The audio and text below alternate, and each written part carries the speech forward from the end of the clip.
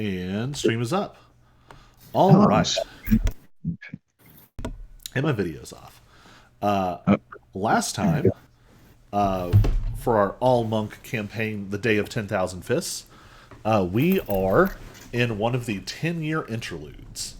The extra dimensional event, known as the Day of 10,000 Fists, occurs once every 10 years, drawing fighters from all over the realm and across multiple dimensions to compete in these sort of otherworldly competitions for fame, glory, lost relics, and importantly, survival, as several people did not. You all have emerged as champions, which you all now have a symbol of. Everyone now has a champion's token. This is your mark as a winner of the this sort of first day of 10,000 fists. The more that you win, it'll upgrade. And this is just sort of a tangible mechanic when you want to sort of lean on your reputation, like, hey, look what I did. So our party has scattered back to their respective interests and factions. The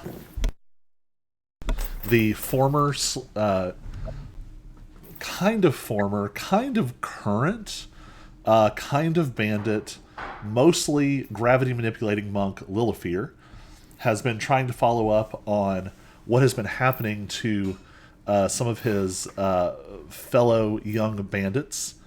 Discovered that at least one of them, or a small set of them, disappeared. Of those who disappeared, one seems to have become a Demon Way disciple, and we, the audience, saw that one of them has become a high level Demon Way disciple in the employ of the Violet Demon.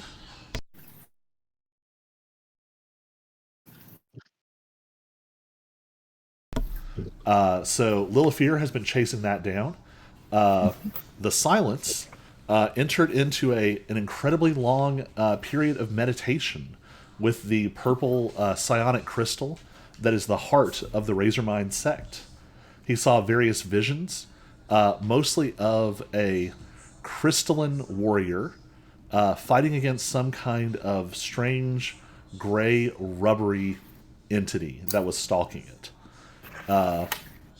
He set off down the road to discover more about this creature by studying in the Imperial Library, but through a very unlucky roll of the die, was swept up in some kind of strange extra dimensional psionic space. He was able to master it, which means he is now in possession of the emotive facet. This is a grade 4. It's not actually a ring, but it's the same family of items as the storage ring. But it is an extra dimensional space that you can enter and exit from through the small crystal shard that you received. You can arrange the interior of it however you would like, as far as sort of simple structures and material items. You can use it for training. You can also summon some of these clouds as an action, which they have unusual effects. But it will take one of your attunement slots. Continuing along, Show has been on a journey of reflection on the nature of death and violence. As a member of the Iron Body Mercenary Clan and a fighter during this most recent tournament, the Awakened Training Dummy Show has been wrestling with what it means to kill or be killed. He was sent by his mentor to spend time with the demon cult fighter Barak. He concluded his time there and was then sent to spend time with the one of the monks of the White Mountain Hand Monastery. Actual monks, more like clerics, where he has been defending a devout pacifist monk from assassins that are after his life. Snicked has been a breeze blowing across the surface of the realm, harassing auction house managers, spending time with the an unusual clan of sword wielders, and finally, Ty. Oh, Ty. Ty was the inheritor of the the effects of a powerful and highly ranked demonic way practitioner. And after studying them, it's a slightly out of order sequence of events. You gained the items, you learned the demonic techniques, then you went out to fight the rampaging demonic cult, who are rampaging because their young prince was killed. And then, in a moment of desperation, you activated all of the demonic artifacts and techniques, and now you have forcefully taken control of a subset of the Demon Way cult. Oh boy. So our goal tonight is to wrap up our montage sequences pretty quickly. Who would like to go first? Roll for it again. Everybody roll a d20. On it.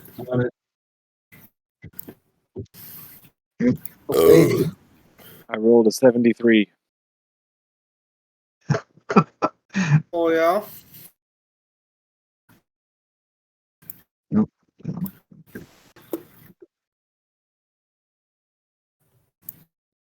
Let's see if we can do like last time where everybody got underneath a 10.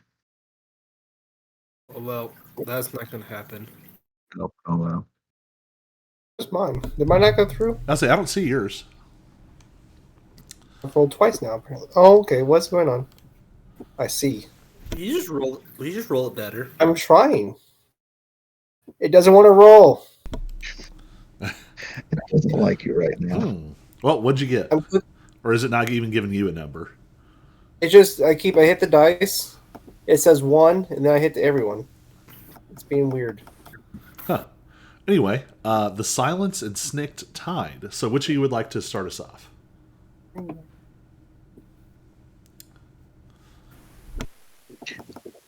I guess I can. All right, Snicked.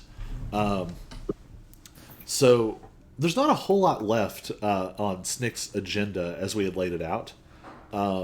In spending time with the grandfather of the Blade Serpent clan, you mastered your advanced dragon technique. Along the way, you have been sort of gleaning insights into the Phoenix and Turtle advanced techniques. Along the way, there would be conflicts with bandits, there would be monster attacks along the road, occasions for combat, occasions for quiet reflection. But Snicked, give me an investigation check. Uh-oh. How's a 7 sound? Excellent. So, it is common knowledge that it is considered one of the sort of worst taboos to either stop someone from successfully arriving at the Day of 10,000 Fists or to seek reprisal for something that happened inside. The Demon Way just doesn't care about that. But anyone else who suffered a loss inside will likely be pursuing more quiet retribution. So Snicked is not aware that trailing in the distance behind him are a group of circumspect figures for hire. who are passing around a decent hand-drawn illustration of a little blue kobold. But of course, Snikt is unaware of this, cheerfully chomping on what snack has Snikt found recently. Let's say on gummy crickets this time.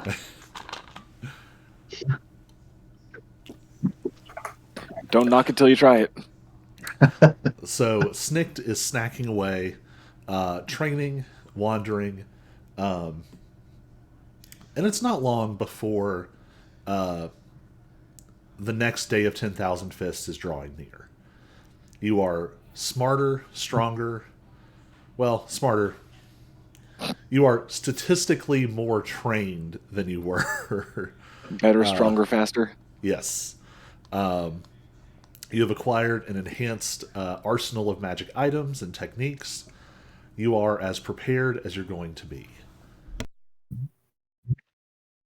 Hooray! Is there anything else you want to do to wrap up your interlude? I just want to highlight what Snikt did to get the turtle style. So Snikt heard about a bear clan and thought he would go and learn from them their bear style, and it just didn't click. Snikt So he poked wandered bear off the clan. road. He poked the bear clan, and the bear clan poked back.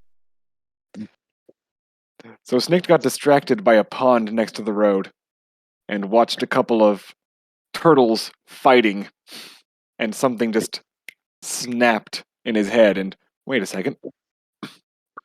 Enter the turtle style.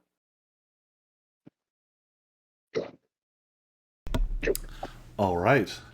And so we see Snikt older, stronger, faster, maybe wiser, Maybe wiser. Not much smarter, though. beginning to make his long walk back to the 10-year city. The symbol of the Day of 10,000 Fists once again burning on your flesh. So we pivot to the silence, jumping quite a bit back in time. So you are now in possession of this extra-dimensional space. What are you doing with it? Well,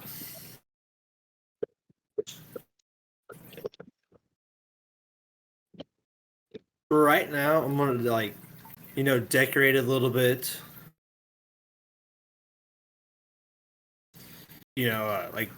Store a few valuable items for just in case. So you've got about 100 square feet, or actually, I guess 100 square feet. Probably extends, say, 50 feet up into the air. And as soon as you think of it, like, little structures will form themselves and arrange inside.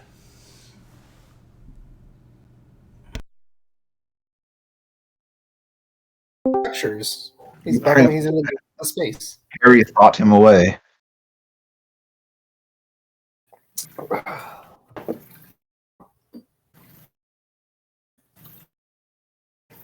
All right. So, little structures, they instantly appear. You store some items. Anything else? Well, you can't forget the bookshelf. You can't forget the desk with some books on it with the bookshelf in the background. That way you can store all your magical books there and not on you. I mean, Right. this is actually this would be very common in this world. Part of the reason why you all still have all these books is that people hoard these. So, the Falling Star sect and the Razor Mind and the Iron Body, there is a library somewhere, and it's just technique manuals and scrolls and books from floor to ceiling, sorted by rarity and school and power. So this is the start of your own personal collection. All right. So when you pop yourself back out, you are still on your way to the Imperial Library, the sort of academic heart of the realm. in the city of High Crown. As a member of the Razor Mind, you don't really have any trouble accessing the library. There are restricted sections. There's actually a lot of them, depending on your sort of status in life. But the Razor Mind are well known not only as fighters, but also as scholars, which is something that the folks administering the Imperial Library are quite fond of.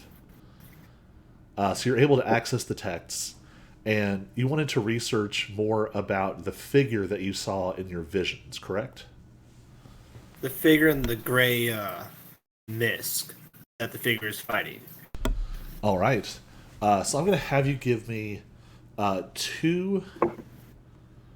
I'll let you choose history or investigation. Give me 2 checks and make them both with advantage.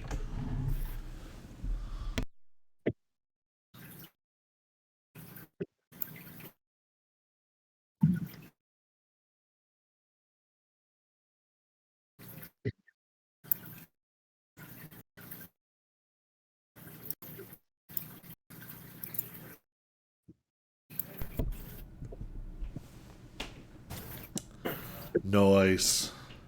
All right. So your first check here is your research into this crystalline figure that literally sits at the heart of the Razor Mind. This figure made of crystal, embedded in crystal, down below the campus of the Razor Mind. The sources are spotty at best, but you're not in a hurry. You're able to sort of pretty thoroughly find all the resources that are available to you. So what you find are tantalizing rumors about something called a shard mind, a race of crystalline people who supposedly reside in some higher sphere of existence. There are some anecdotal references. Most of them are from generations ago, far in the distant past. They show up in accounts mostly from the Day of 10,000 Fists, of people who encountered one who was sort of brought together as part of the competition. Rumors also say that these higher spheres are accessible to individuals of exceptional power. That just the same way that a powerful enough warrior or manipulator of spiritual energy might become able to first leap from place to place, and then to run in a flash, eventually to fly, some even learning to teleport instantaneously. The legend and the conjecture is that there are even higher levels where warriors of epic godlike power can fully transcend this realm entirely and reach a more powerful, more dangerous, and much, much larger realm, of which this one is only a minor fraction. Supposedly, shard mines reside somewhere in those upper planes. You are not at all surprised to find that they were said to have like telepathic and psionic abilities, that they were particularly skilled in those pursuits. But that's about all you find about them. Almost everything else is sort of common knowledge in the Razormind sect and doesn't really add any new information. However, there is a trove of information that you're able to discover about this gray figure. Even though they have been sort of haunting you, the glimpses in these visions have not been entirely clear. But there are very few species with that sort of gray, rubbery skin and dangling tendrils from their faces. You find reference to creatures called illithids. sometimes called mind flayers. They too have been associated with those upper planes, although rumors also speak of them. They seem to show up more often in this world, often as either manipulative figures who end up dominating entire regions or countries, or as sort of bloodthirsty slaughterers.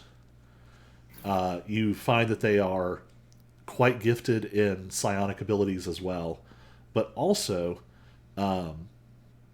they are well known for devouring the brains of humanoid creatures.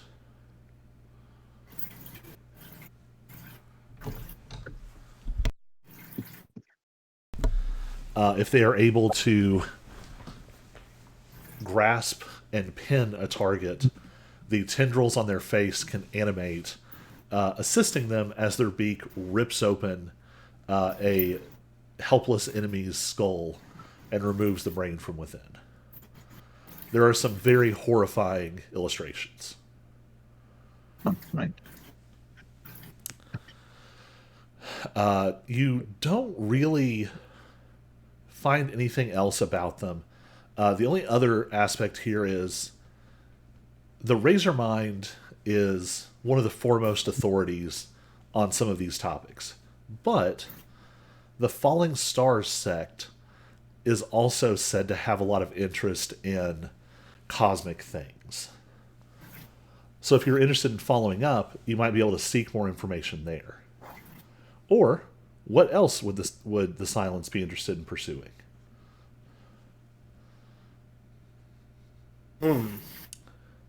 It doesn't have to be linear. You know, you could go spend some time chasing after rare techniques or earning money by capturing bandits. You could go fight in tournaments for glory. You could just wander around. How does the Silence want to fill up these last 5 or 6 years? Probably, first off would be at a shop to see about getting a better sword or better darts. All right. Well, you are in High Crown, the capital of the realm. If you can't find it there, it's not to be found. So let's look at what resources you're carrying.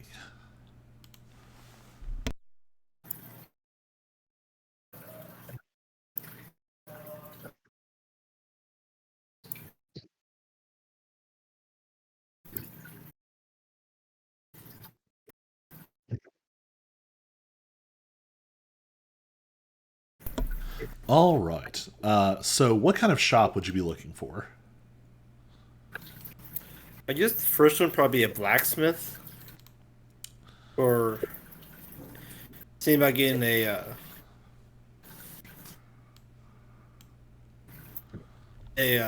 better sword, Sure. and then So the most basic weapon that you could find,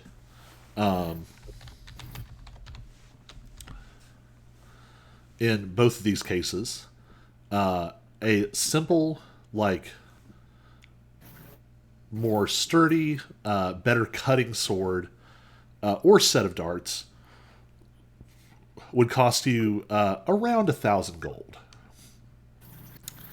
They are made of more valuable materials, spiritually infused metals that don't have sort of traditional properties.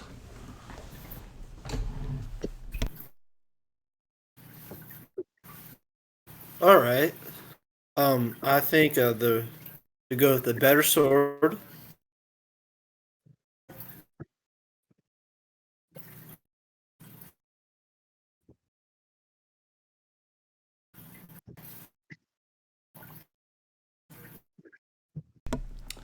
So a simple +1 sword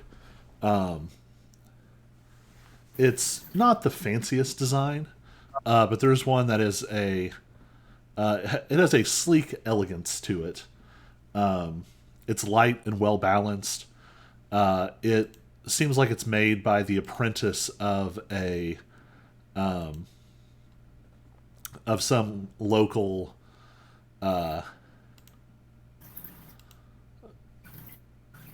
smith of great renown.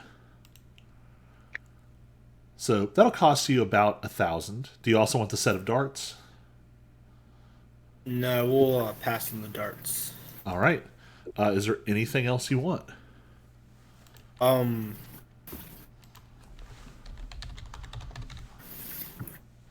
trying to think of how to get the armor class up, but without taking away the monk's ability. Give me a history. Yeah, give me a history check. Or Arcana.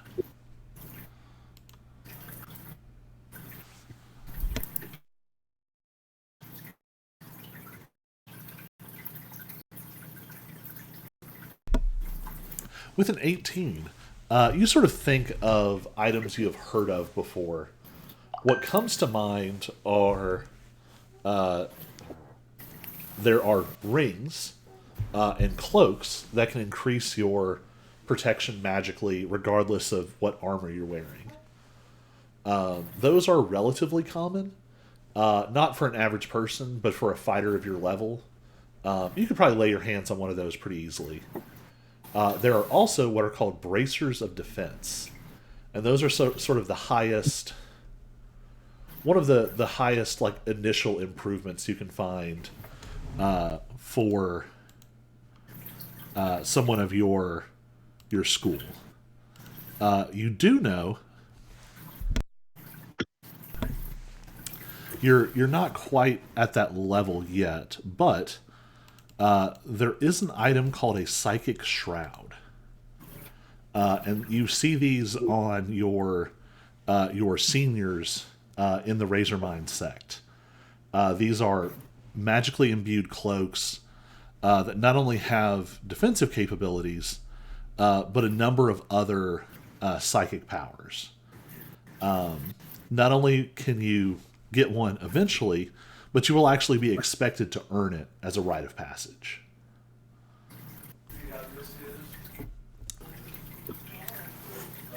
All right, so how much will the... It's good to know. So for the short term, how much will the bracers cost?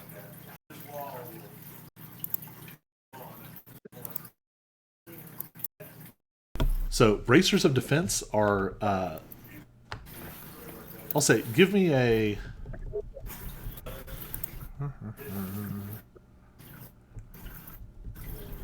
What would be the best way to do this?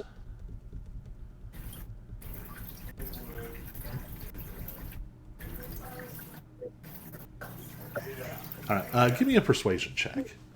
We'll see how your haggling skills are doing.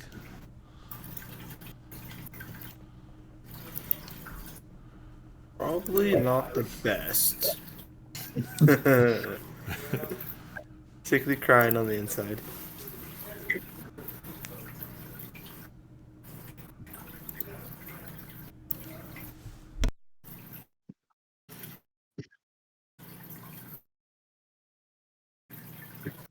Oof, brutal. 1 second.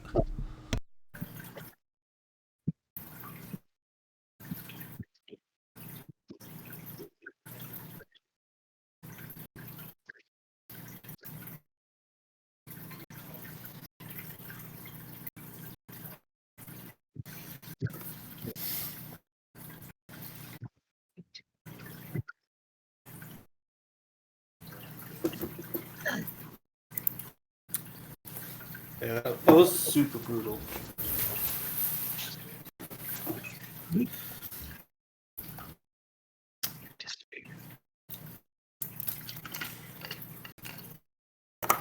Thank goodness Jack's got my back. Wait, what'd you roll? I got a 5. Oh, ouch. And I'm pretty sure the bracers flat out are 2,000, so probably. There's Jack for that, boys. Just remember Right. that. Maybe you can get a flask that increases your AC.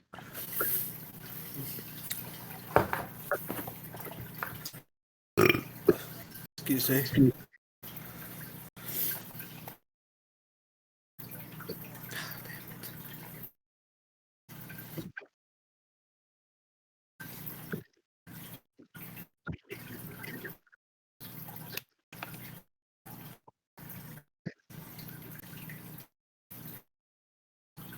Okay. Yeah, that's not great. So the bracers of defense are going to run you 7,200 gold. Whew. Jeez. Right. Can I see about getting the? Can I see about persuading about a ring? The ring is much more doable. Um,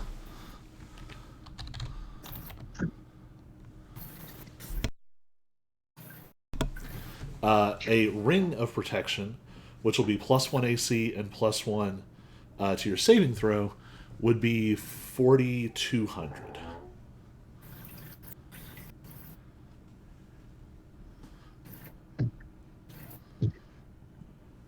$4,200.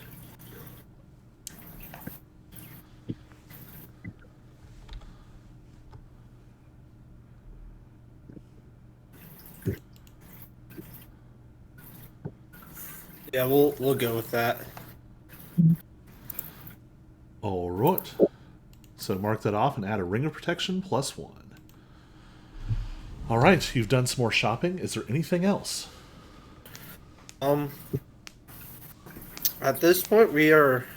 Since I'm feeling a little bit stronger, I'm gonna travel. Or first of all, hold on. That's the wrong thing I clicked on.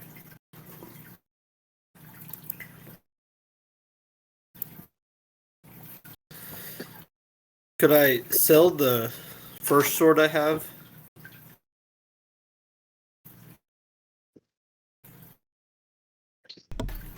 Just the plain short sword? Yeah. Honestly, that kind of stuff, it's worth so little, I wouldn't worry about it.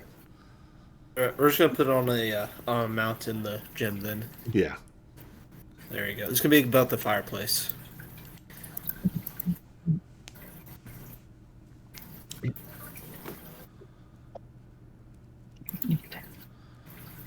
Anything else? No, that'd be all. All right. So you enter into a period of wandering, of training. Um, Something I will do for you, just for fun.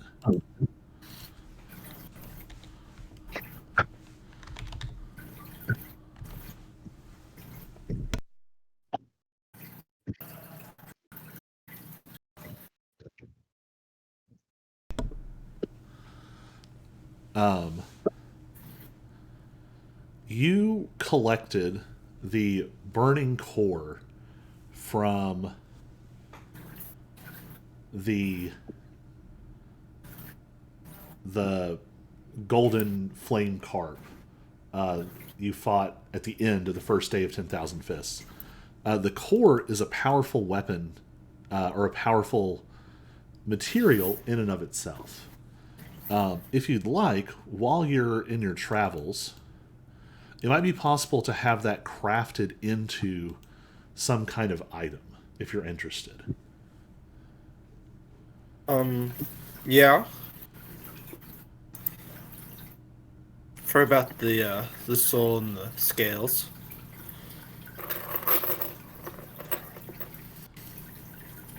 So, uh, you've got this item, and on your journeys, you hear of a maker. They're not quite a smith or an alchemist or an enchanter. They're a little bit of everything. They were once a renowned creator in the Barrier Peaks, the region that the Iron Body clan is from. But something happened and they were driven out. They have taken up residence along your way, and as you pass through the village, you hear rumors of this artisan who lives up in the mountains. You're able to sort of glean the exact location. Nothing in the mountain threatens you on this night. And the curmudgeonly old smith up the mountain, this creator, initially has no interest in interacting with you. They seem to be deeply into several bottles, and you see a layer of dust over their tools on the other side of the room. But when you produce this corrupted flaming core, you see their eyes light up.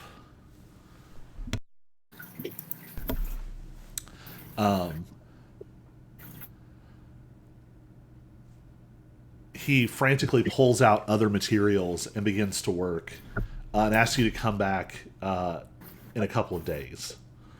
When you return, he has for you a set of bracers. And you can see that parts of this core have been worked into the bracers, and everything about the bracers are beautiful. They look like leather and steel and bone and this black flaming core all mingled together. And you now find yourself in possession of corrupted flame lash bracers. As a bonus action, you can spend one charge to activate the bracers, and until the beginning of your next turn, your reach increases by 10 feet, and you deal an additional 1d4 fire damage and 1d4 necrotic damage when you make a melee attack. It has 4 charges and regains all charges at dusk.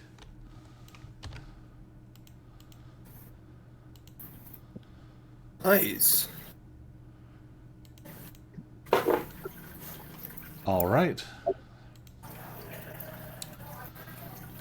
So we see an extended training montage of the sound and the silence, practicing with your new corrupted flame lash bracers, with your new sword,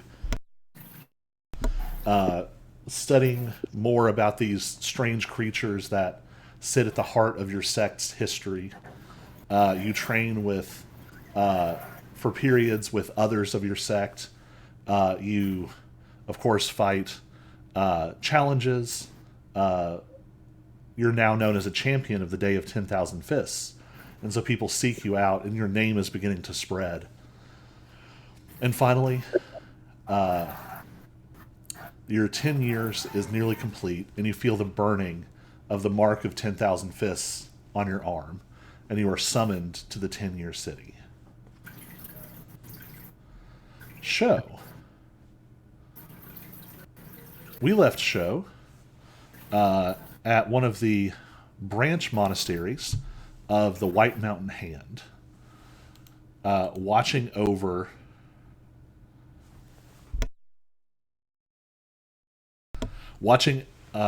Sub-Abbot Own.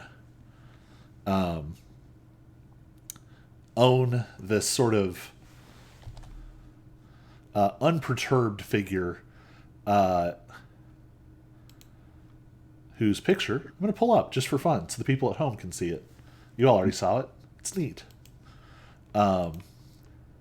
Sub-Abbot Own was assigned to this place after writing several letters boldly confronting an alliance of a Halpid branch family and a mercantile union, creating an economic stranglehold in parts of the realm that have caused extreme deprivation for people. They seem to have taken out a contract on his life, and you are serving as his guardian at the request of his sect up in the this little tiny mountain monastery. You've been conversing with him about the nature of violence and pacifism, Um, it's been it's been months now. You've probably been up there 5 or 6 months. How is Show feeling at this point? Uh, in what manner? Do you mean like in my reflections on morality or just being here? We'll start with being here. Um, Show is fine. Uh, this doesn't seem like terribly hard work. Um, so it gives me time to contemplate everything. Um, he's certainly not a problem client by any means. I'm not having issues with him. So, and having conversations with him is pleasant. So yeah, Show's doing pretty good with being here.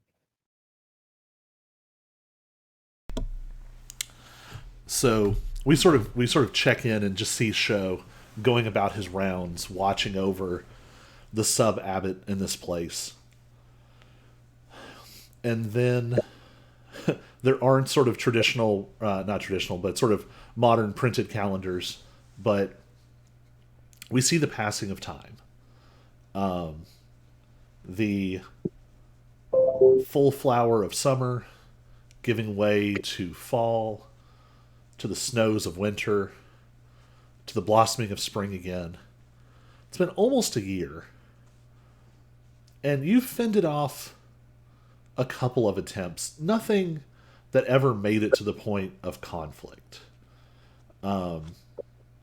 You spotted some unusual figures moving around in one of the villages, and a few stern steps in their direction was enough to send them running.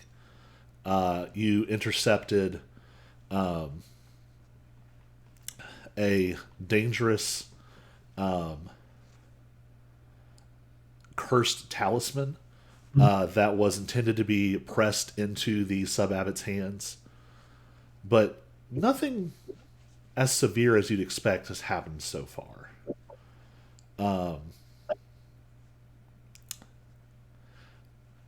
Give me your choice of investigation or perception. Yeah, that's going to be an easy choice of perception.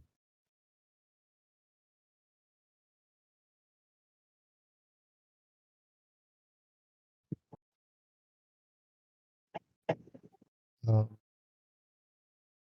oh, it rolled one. It rolled a 16.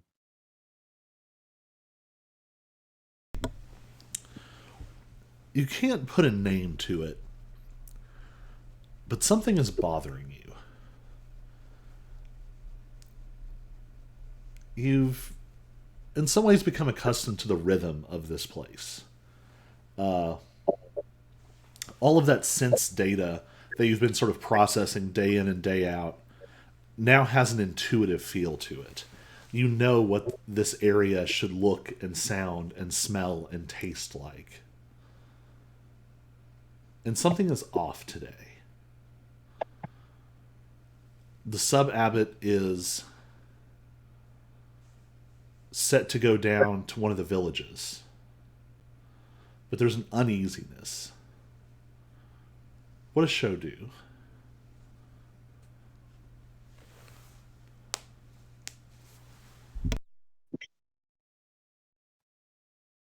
Um, I think I think I would mention it to him. I've been here a year, and if things feel off, I would I would tell him and I would say, "Hey, we need to stay here today. Let's not go out."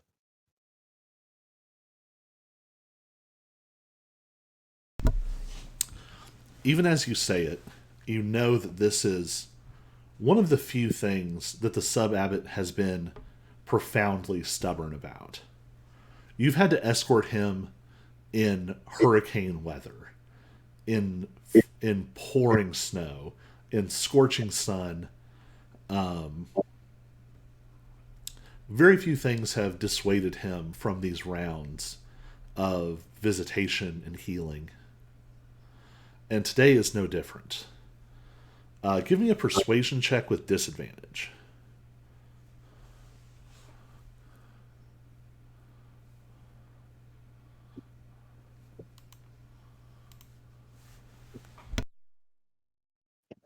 A 7.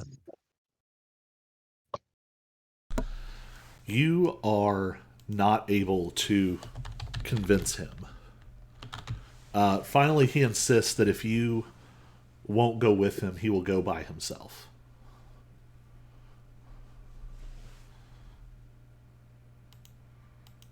Can I at least try to convince him to take extra precautions?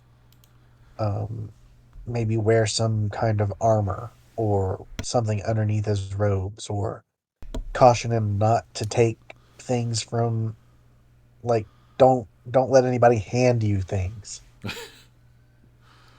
Um, Don't drink anything that anyone offers you. he's willing to accept this compromise. Um, he always focuses on like what's really important and knows that you are really trying your best, and so is willing to do this. Not even necessarily because he thinks it's necessary, but because it's for you, basically. Um, so you head out on the rounds. You have two villages to visit. They form sort of a loop down one of these mountain roads. First one village and then the next. Um, you go every 4 or 5 weeks. There's a lot of these little villages, but like clockwork, own visits and provides healing where it's needed. He performs rituals of blessing and comfort, ones with both magical significance and ones without. As usual, there's a crowd gathered, all different ages, all different sort of situations, waiting for him in the town square of the first village. What is Show doing differently than usual? I don't know that Show would be doing anything differently. Um, I would just be doing my regular thing, but with heightened awareness. Or I would be trying to pay attention to any little thing that just seems off. But giving at least, I mean, I don't know what the threat might be, or even if it is a threat. So, in my mind, the best thing to do is to do things as normal but be just hyper aware.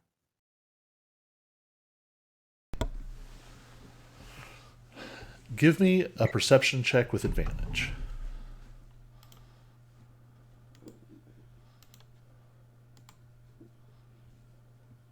Be a 23.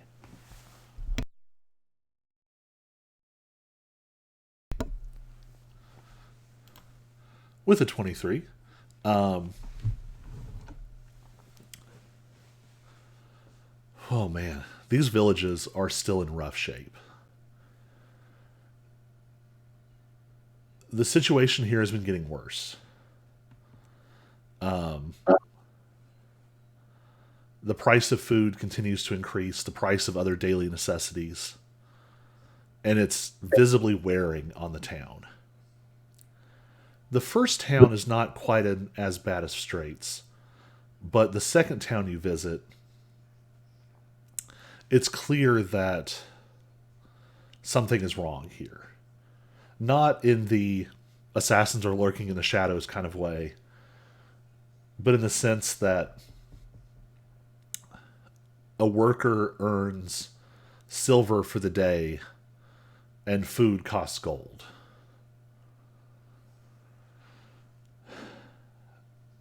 There are a couple of children here who aren't sick per se.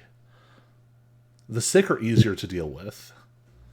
the miraculous energy, the spiritual power that the sub abbot wields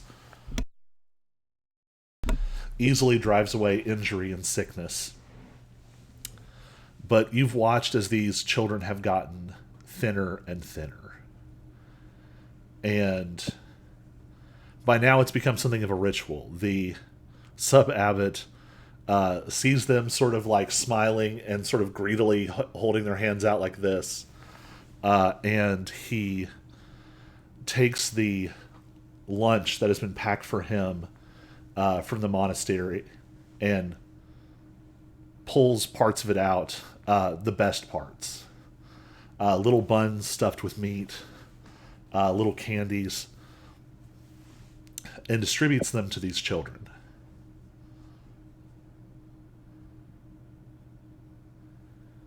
It takes about 10 minutes for the first one to get sick.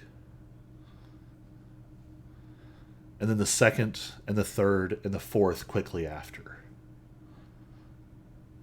Thankfully, you all haven't gone far. There was a lame mule that needed some miraculous attention from the sub abbot. As soon as the first child falls, he rushes over and identifies the problem and begins casting a ritual to cure poison.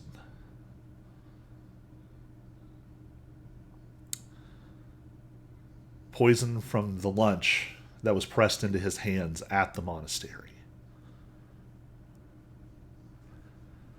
What does Show do?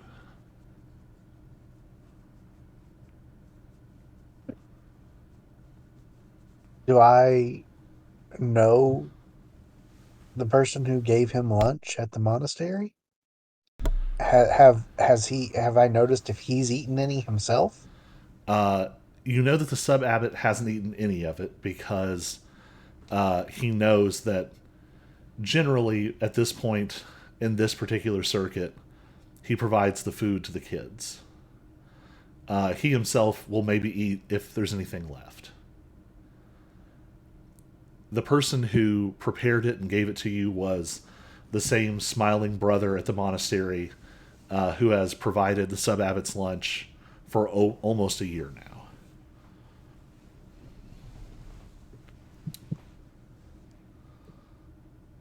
I would stand guard over the abbot as he casts the cure poison spells and tends to the children. Um, but once they are healed, I would urge him to go back to the monastery with me and let's figure out what's happened.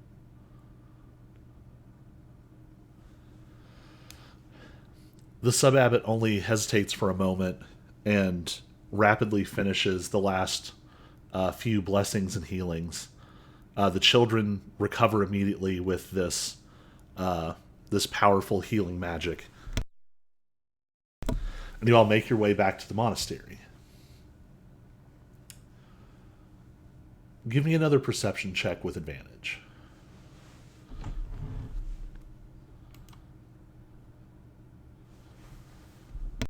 That one is a 16.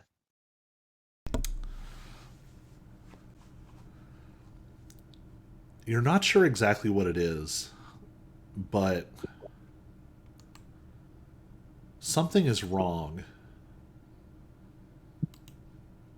with the monastery.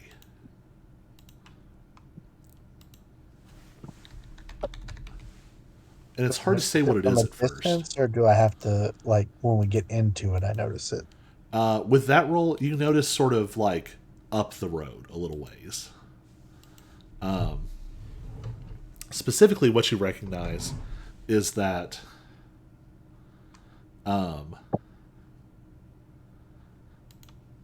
it's oddly quiet. There should be... You know approximately what time it is. There is a bell that rings for an afternoon gathering in daily ritual, and the bell hasn't rung.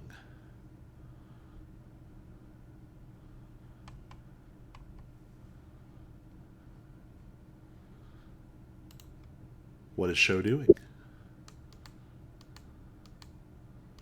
Um, what to do? Um, Show would. My primary goal is to protect the abbot. If I think something's wrong at the monastery, do I get the sense I could trust the villagers?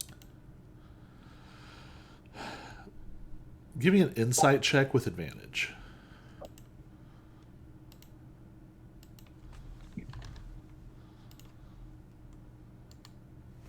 It's a 7. They have never given you the impression that they aren't to be trusted.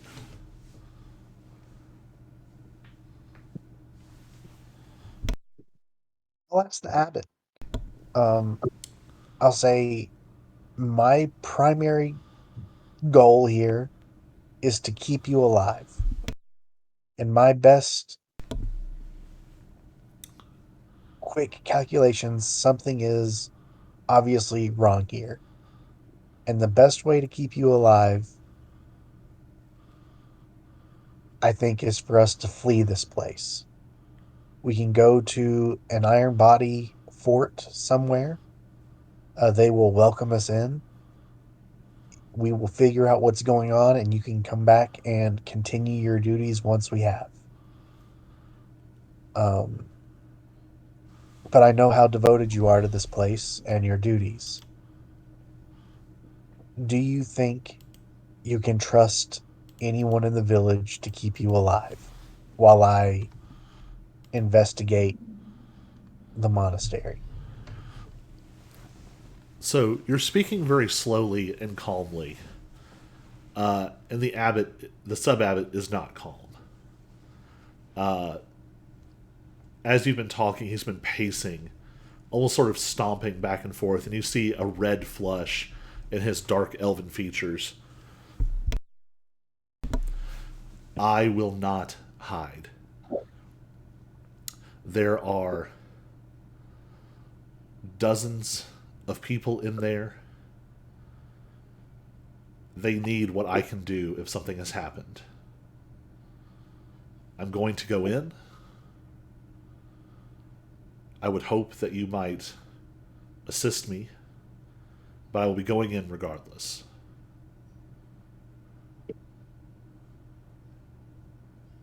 Joe would just nod his head and uh, lead the way. Um, resign. At this point, I know that there's not really not a lot I can do to sway the abbot when he's like this. So I would just do what I can to mitigate things the best that I can. And I feel like going in first is the best way to keep him alive.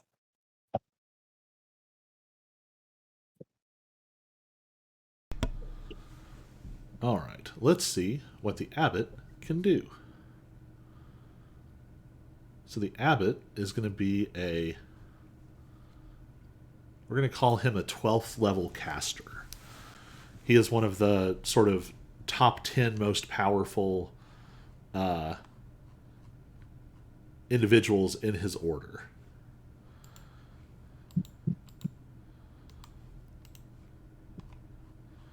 So as a 12th Oh, level that caster, he has up to 6th level spells, but he has been using them all day.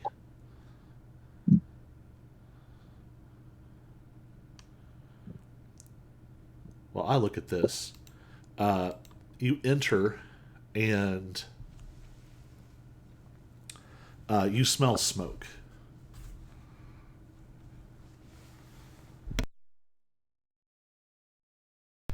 You don't see any signs of movement.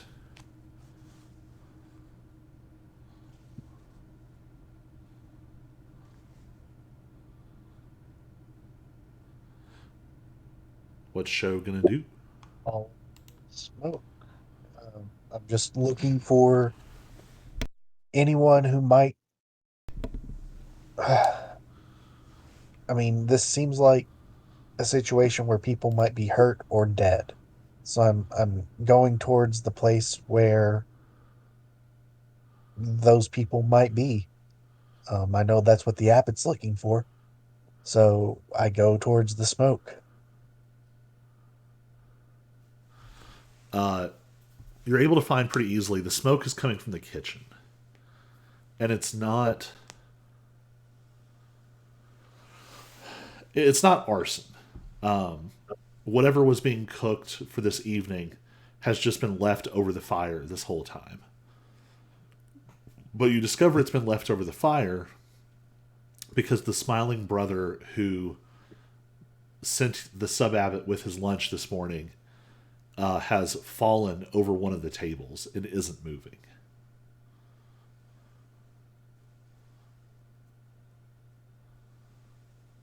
Um, and I can I for sure make sure it's him. Like this isn't uh an imposter. Give me an insight check.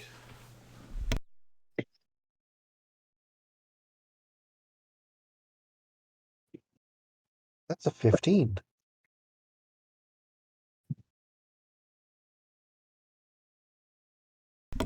It seems like it's really him. Would call the abbot over and ask him to see if there's anything he can do for this person.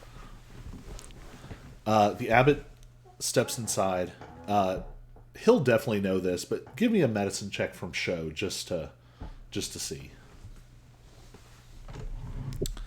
We'll just see how quick Show is on the uptake. Well, With a 12, with context, this looks almost exactly like a more extreme version of what happened to the kids. It looks like this guy has been poisoned. He's been like this for a while and isn't dead yet, but is in serious trouble without healing. The sub abbot takes this in at a glance and immediately casts protection from poison, ending the poison effect on him. The cooking brother lets out a retching cough and sprays dark red blood flecked with this strange purple and black. Almost like he cleared it out of his lungs. And he kind of.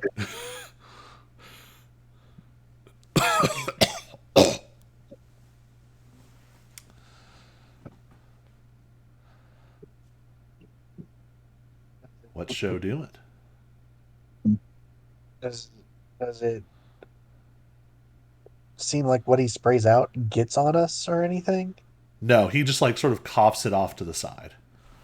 Oh, okay, gotcha. Um, I'll ask the abbot if do you think this man is stable? Can we stabilize him while we continue on to look for others? With the poison neutralized, he won't feel well soon, but he's not in any more immediate danger. We should. Um, He looks very concerned, and he says we should hurry. And I want you all the to imagine there is a big number 7 sort of in the air up above, and it ticks down to 6.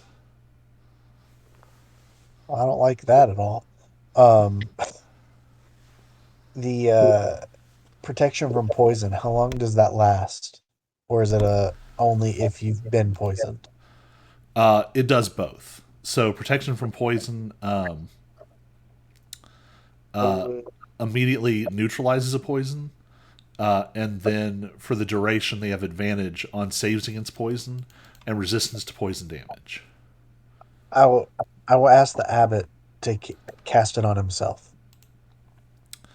Uh, He hesitates and he you won't says, you won't be able to help anyone if if you die from poison yourself.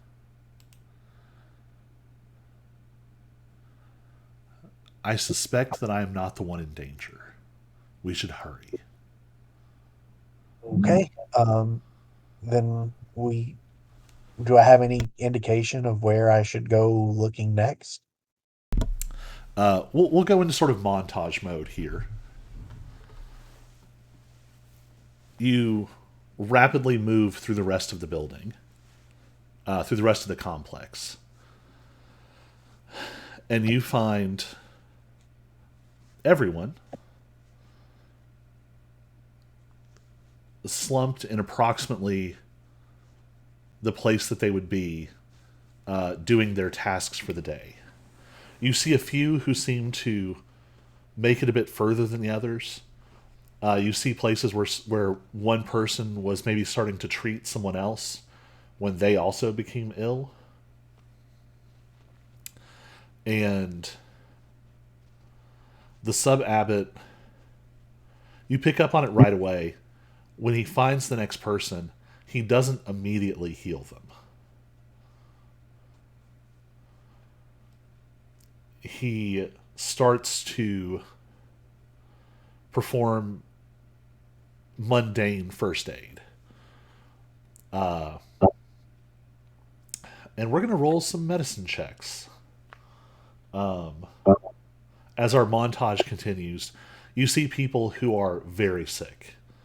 The oldest and the youngest are more ill than the others. And as the abbot heals, these he uses spells on. And our audience watches 6 becomes 5, becomes 4, becomes 3, becomes 2. And the abbot heals the 7th person with his last spell slot. 7 people are cured. There are 50 people in this monastery. So for the remaining 40 something, we're going to roll a medicine check with advantage for the sub abbot. And show, I'm going to have you roll it.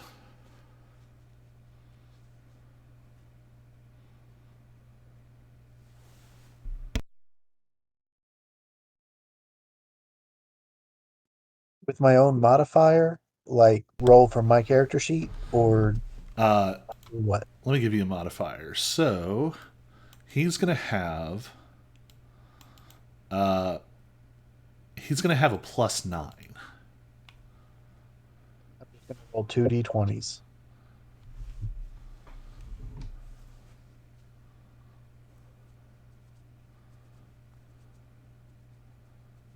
Looks like I rolled a 14, so 23. You all work feverishly. The sub abbot pulls resources from racks where herbs and gathered plants are drying. He pulls out strange powders and potions and alchemical supplies. You said you got 23? Yeah, I rolled a 14 plus 9 would be 23, right? You all save another 23 people. It's pretty amazing. It takes hours and hours and hours. 7 saved with spells.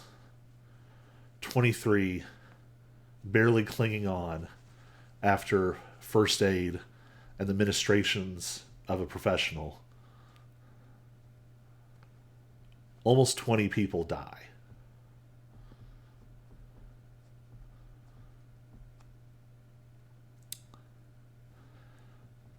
To the point where we're finished saving people. When you get there, the sub abbot very quietly goes back to his room. The door is ajar.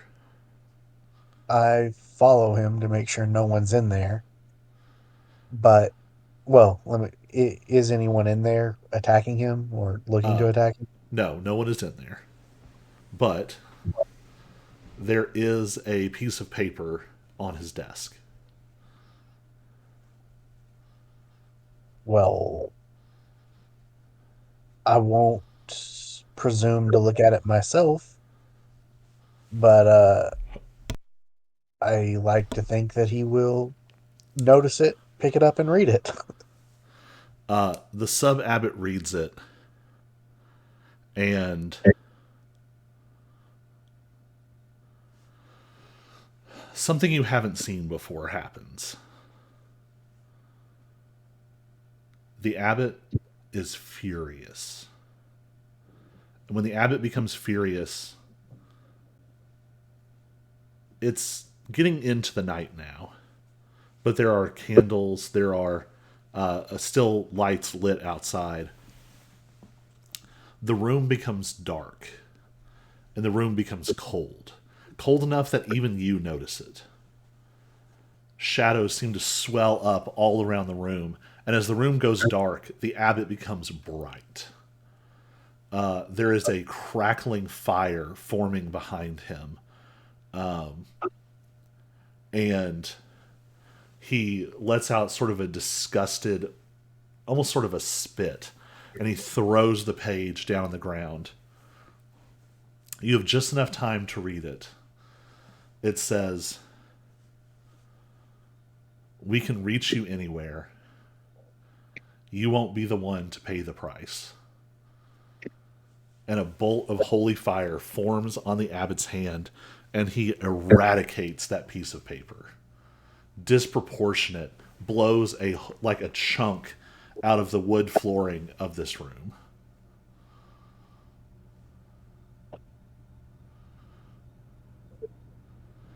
And then he just sort of folds over his desk like this.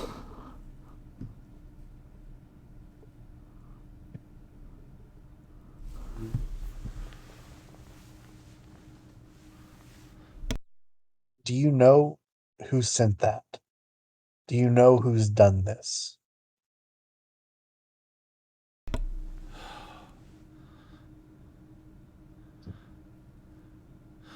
Any thinking being would know who's done this.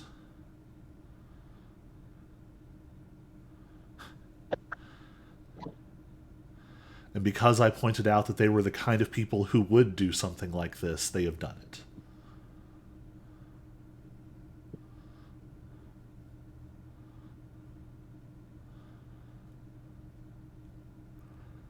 That they would Then starve their own people for profit. And apparently they are not above poisoning them for it as well. show, while it doesn't show on his face, as he's a robot of very little facial abilities, um, his eyes would probably go from glowing blue to a hint of red or orange. And I would say, well, let's take care of this. Where do they live? Where are they?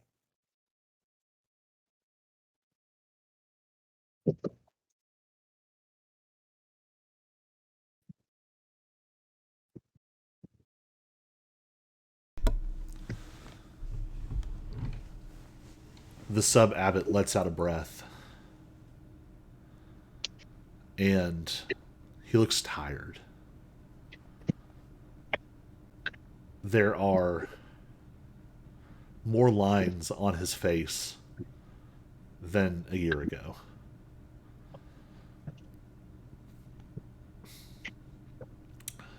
When you got here, he looked timeless. And it looks like he has, by elven standards, aged decades in a moment.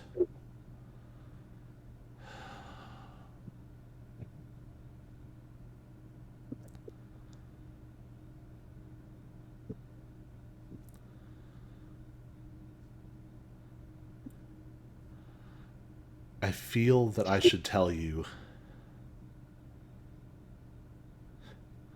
to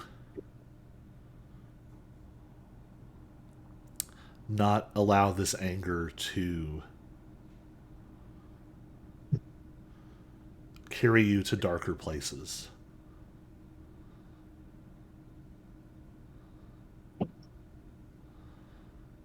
I feel that I should tell you that, but I don't know that I want to in this moment.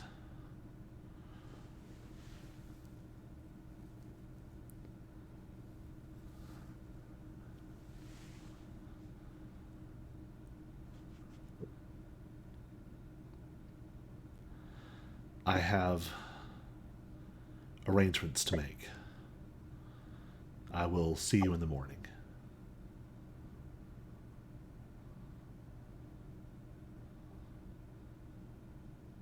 Without any place to direct my anger, I relent, but I don't sleep. I'm up the entire night, pacing, brooding, just yet just angry, um, looking for, trying to think of any way to get back at these people for murdering so many innocents. So here's what I'll tell you. Well, here's what I'll say. Give me a history check with advantage.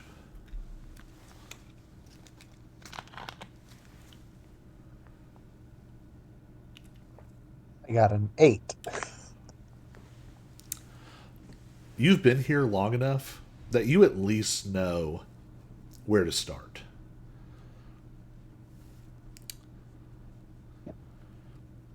This is almost certainly the work of this alliance between a branch of the Halpin family and the Crescent Vale Trading Company. They're the same folks who have made this sort of economic arrangement that has been pummeling this area. They're the same folks that the sub abbot denounced in those public letters. You know who did this, and it would not be impossible to find them.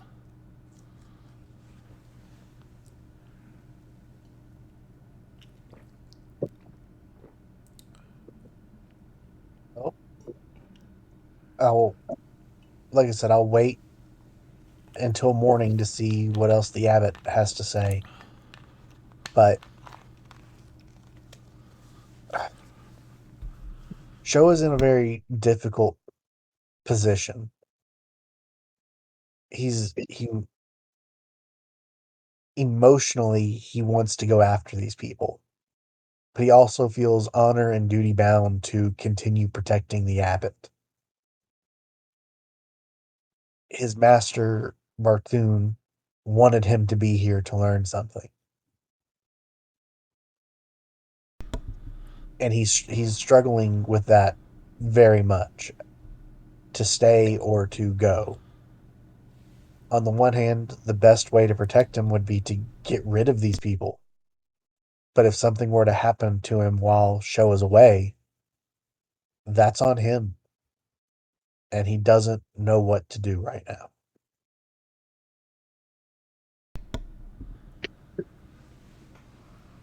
So, this would be sort of common knowledge from what you've gathered. Mourning periods in the realm tend to be quite long. The Especially for these sort of tragic circumstances where so many people were lost in such an awful way.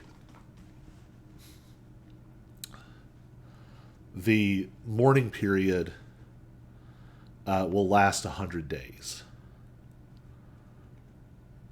There will be daily funerary offerings. There will be prayers lifted up. There will be rituals completed. Additional monks monastics arrive from the White Hand sort of main branch, and they assist in all of the proceedings. But the sub abbot refuses to abstain from the rites. He interacts with you very little, interacts with anyone very little otherwise, but there is something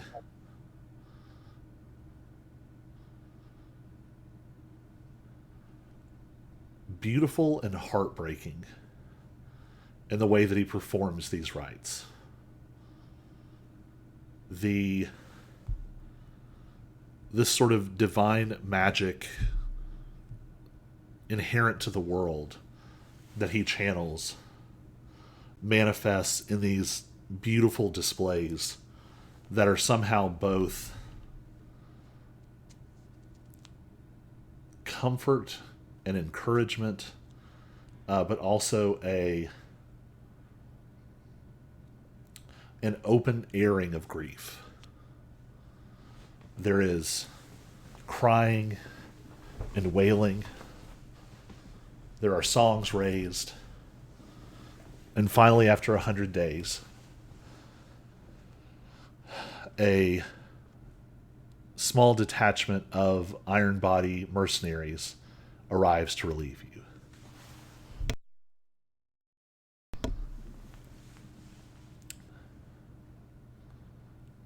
They formally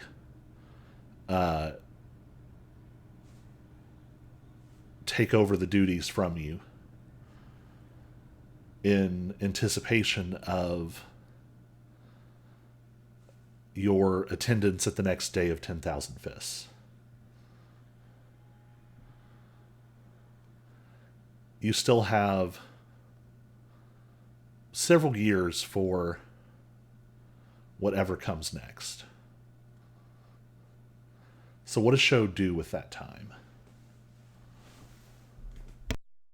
Oh. Um, First thing I do before I leave, I go back to the abbot and I ask him, it's been 100 days. He's mourned. I've been brooding in my rage. Um, but I ask him before I leave, the last time we had a serious discussion, you didn't know how to advise me. Do you still feel that way?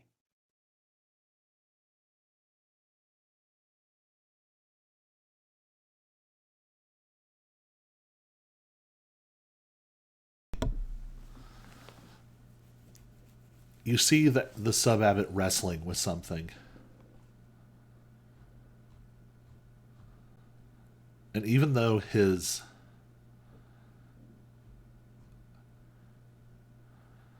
everything about his eyes and his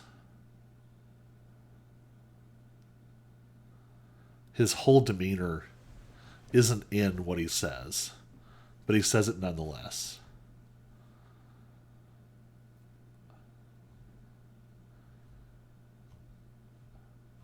Vengeance won't fix this. It won't make this better.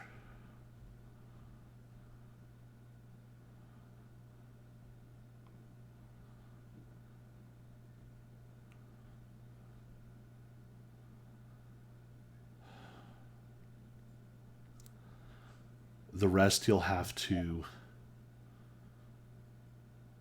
discern for yourself.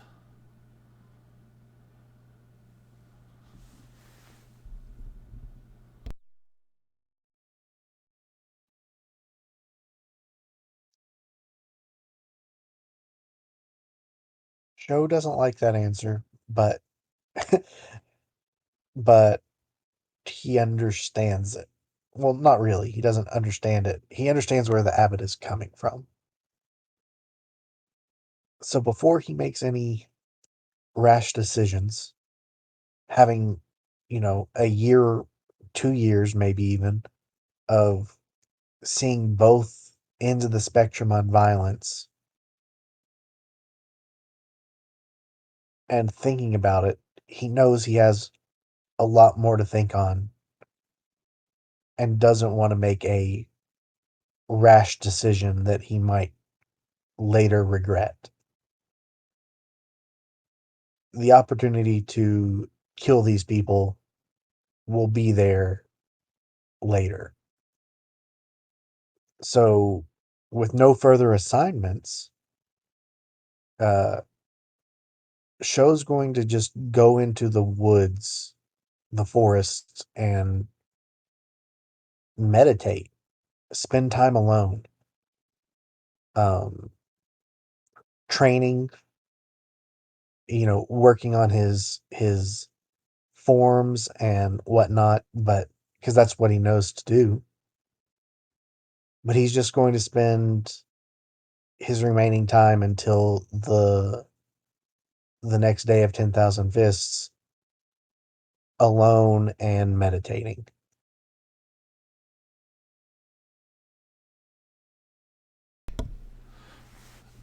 So I did drop into your inventory a technique that Barack sent you away with.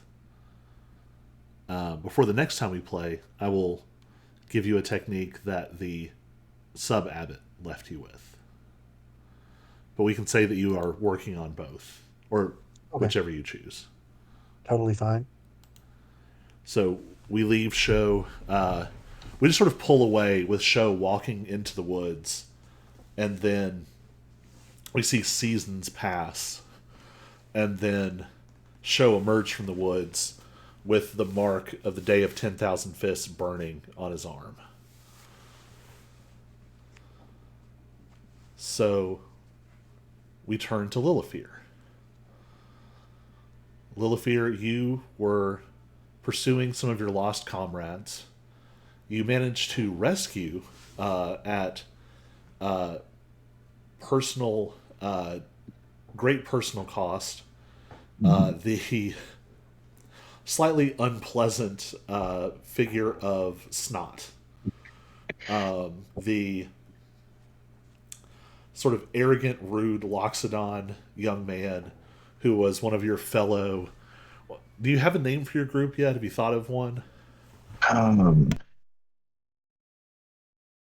I haven't actually. I didn't even think about it.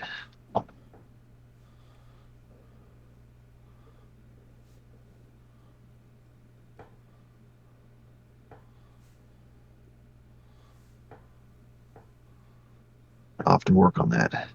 All right. Robin Hoods. Robin, it's the Well, Lost Robin. so you've rescued Snot. You know that there are at least 3 or 4 more missing. You're Yes. only a few years into your sort of time frame here. You know that they left with this bandit group, and that some of them were taken away by uh, this demonic way practitioner, this woman with violet fire. What do you do? Gosh, can't remember where. So I think I already asked if anybody knew where they went exactly or whatever, and like it was kind of unknown. So the bandits they were with were being wiped out by Barak and his group. Yes. To get the chronology worked out here, uh, Lilifear stumbles into the sort of wrapping up of the fighting that Show was taking part in. Yeah. And Oh we are yeah. Also, oh, we're I still was saying, several years out from when Ty goes after the, or Ty encounters this individual. Right. Uh, but I was just uh, last time there was something about having to bribe someone, or I Yes. can't remember now. So to get the resources you needed to save Snot, you now That's owe right. a favor to the Iron Body Clan mercenaries That's what it was. because you had to I was just choose making sure. between them and the military. Yeah, I just wanted to get my money, keep it accurate because I wasn't sure if it was monetary or just a favor. You owe sort of an intangible debt at this point. Okay. Uh, how do, just trying to think. There was some way I can mark that somewhere. I mean, you do have a whole like notes tab. Notes. There it is. Okay, yeah. I Um, was under X. Yeah. so some options on the table ahead of you. You could research this Demon Way group that seems to have taken them away, especially this Violet woman. Which I did not do that on purpose. I had worked out the hierarchy of demonic colors like well before. It's just a weird Right. coincidence. Folks watching online have no idea what that meant. So one option is to do research, or another option. Snot is stabilized, but not okay. Right. To get Snot back together, you're probably going to have to find some kind of expert in healing, or Mhm. even better, an expert in dealing with sort of demonic energy. Right. Because Snot has been sort of ravaged with this red Yeah. fire. You can also go check in with your sect. Hmm. You could also check in with the sort of bandit group above yours, who you've expressed a little distrust towards, but they might have resources as well. Yes. Or more generic options. You can go, you know, Go shopping. yeah, you can go shopping. You can fight bandits. You can go fight in tournaments. You can go Right. challenge famous warriors. You can seek out Well, trainers or techniques. right. I'd say snot seems like the more immediate thing that I would be worried about. Trying to get him on the path to healing.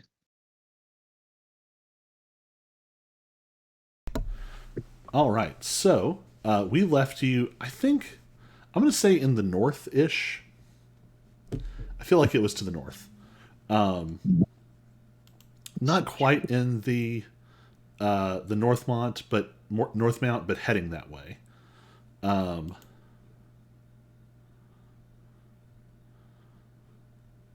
So there's a lot of places where you could sort of start your research. Your group, the rest of your group was in Javon, the capital of the Thousand Lakes region, which is a very sort of like it's a hub city with a lot of wealth and power. There's also High Crown, the imperial capital, where there's everything there. It's also possible that your sect either has resources or knows who has the resources. And it's possible that you did just win. You got first in the Day of 10,000 Yeah. Fists. The sect is liable to look kindly on requests that you make right now. Maybe even to the point of opening up deeper parts of the treasury, Mhm. where they have sort of, ancient medicines and artifacts and techniques, or Right. using their influence to connect you with someone. Yeah. I would say yeah. That'd probably my first stop is yeah the clan section above me. Yeah. Go to them and see what resources they have for Well, figuring this out. and just to be clear, so do you mean the Falling Stars sect or the bandit group? Um. let's say the whichever one has the more influence resources. I guess the falling star ones. I think is the Yeah, that's probably the most helpful right now. yeah. The bandit group doesn't necessarily care as much about any tournaments that you've won. Yeah. So you start off on this long journey, and Snot is not well. The technique that he was forced to learn is the oops,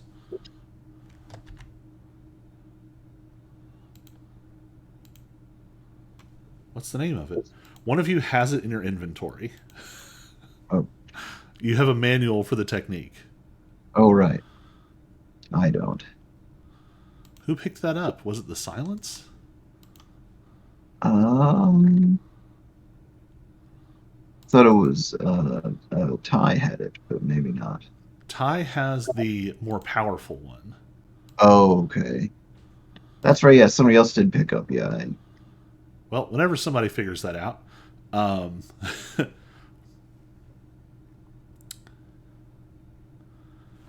yeah. So what he learned was the red soul flame, Okay. a self-destructive technique that burns up your life force rapidly in exchange for huge bursts of power. Yeah.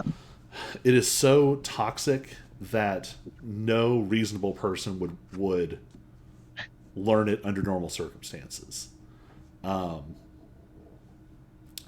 It's that whole mentality of like power on demand without the patience and the training is a big part of why the demonic cult is what it is.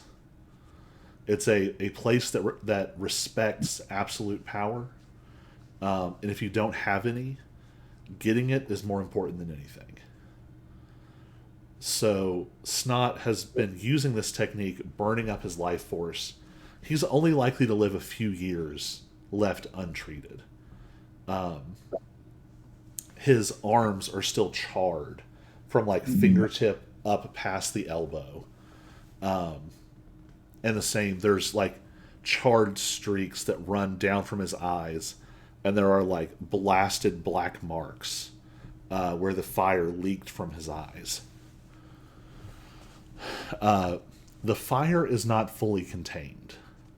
Sometimes it still tries to sort of spark up of its own volition, especially if Snot is startled or if he is attacked. There's one particularly bad night where the truly the lowest tier of bandit tries to attack you all as you camp by the side of the road, off into the woods a little ways. They found you purely by luck. They just stumbled literally into your camp. And before they could even really get out a threat, Snot woke up from a dead sleep in a panic, his hand already burning, and touched this. I mean, he was going to kill you all, but this poor low-level bandit and just incinerated him.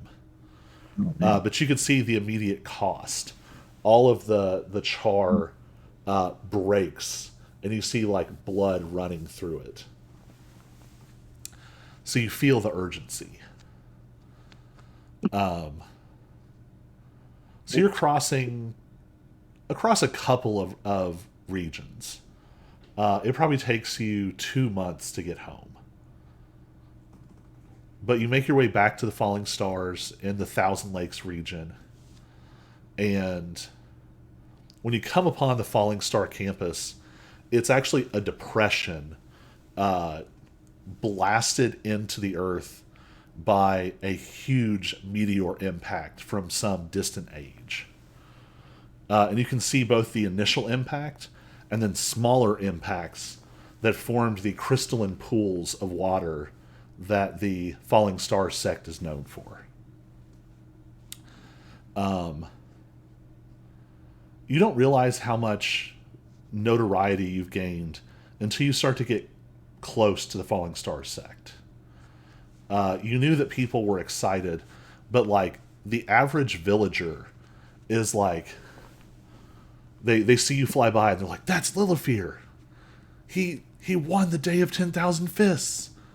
And there's like, there's some cheering, like people want to like give you all like free food. People are asking you about like getting their kids into the sect, or like taking them on as students. During all these conversations, Snot sort of stays back in a way. You have found him a robe with particularly long sleeves that drape over his hands, and a sort of like half veil mask that covers the worst of the scars on his face. So once you get closer, you can see sort of the winding paths and the beautiful, elegant buildings of the Falling Star sect unfolding below you, interspersed with the crystal lakes.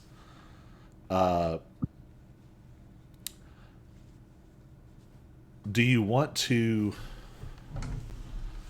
Did we decide anything about Lilifear's master? Oh, I sent an email with some ideas, but we can modify it to Let me just we'll check what. what we said. See if I can spell. I can't.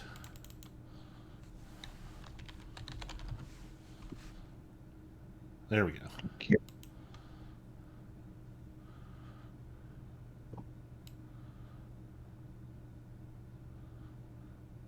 Okay, you're master in the sect, not just the one in the bandit clan. Okay, different. Yeah, that's right. Yeah, that one. Okay. I hadn't thought of. No I worries. had, yeah, ideas of that. What I will do is we're going to give you one of the iconic Falling Star Masters.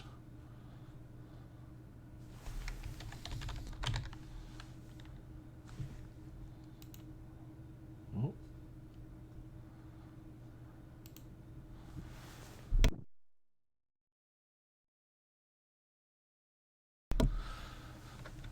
So you were taken in by Master Tempel.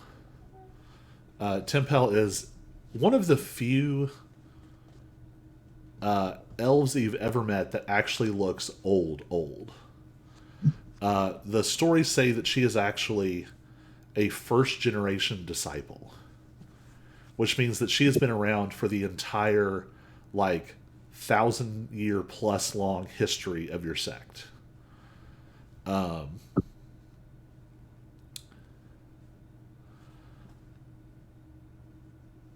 So her training was not necessarily very personal, but it was very effective. She almost didn't even have to watch you just to know like what you needed to do to fix your technique and to fix your form. So traditionally, you would go see her and then go see the head of the whole sect. So you find Master Tempel in her sort of elders estate isn't quite the right word, but they have sort of a secluded area each to themselves. Hers is one of the more humble. Some of them are quite dramatic. More powerful Falling Stars masters end up having only a loose relationship with gravity, and so some of their buildings and estates are very elaborate. Hers is very simple but very nicely appointed. She does look with concern when you bring Snot in. Oh,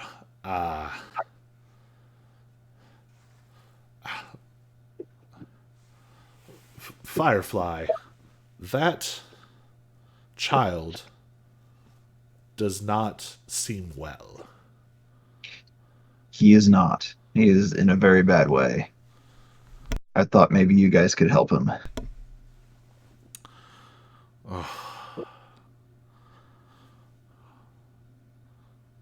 Yes, I suppose we might be able to do something. He has some potential, but of course he'll never be a Falling Stars disciple now. His energy is bound up with fire forever now.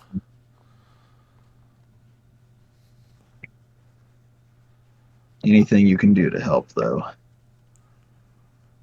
I have some ideas. So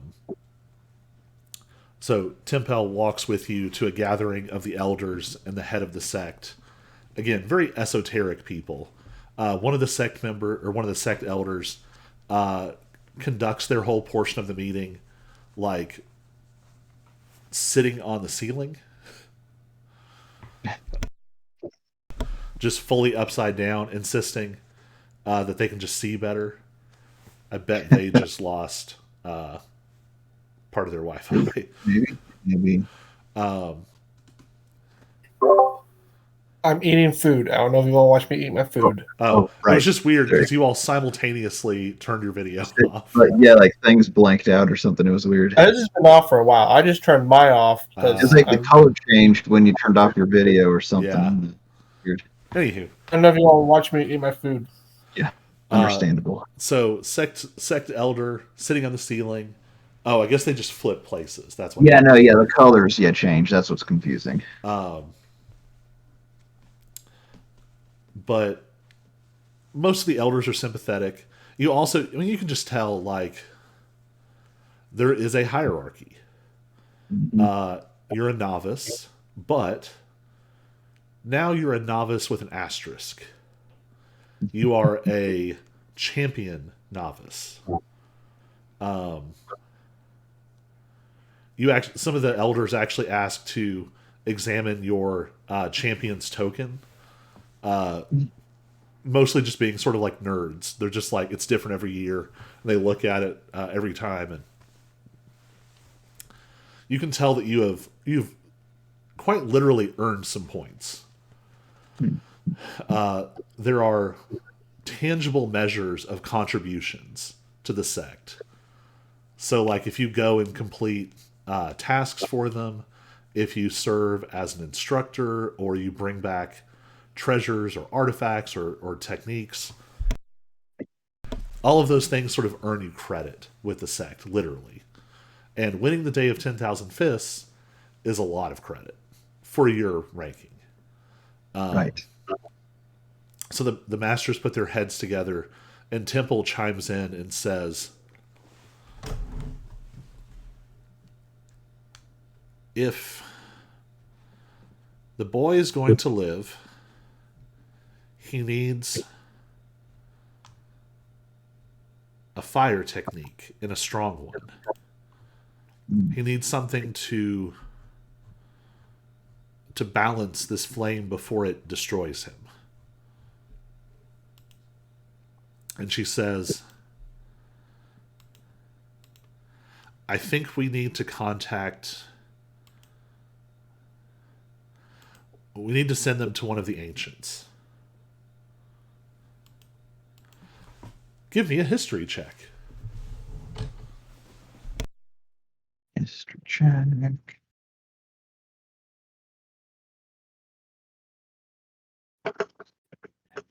What was that?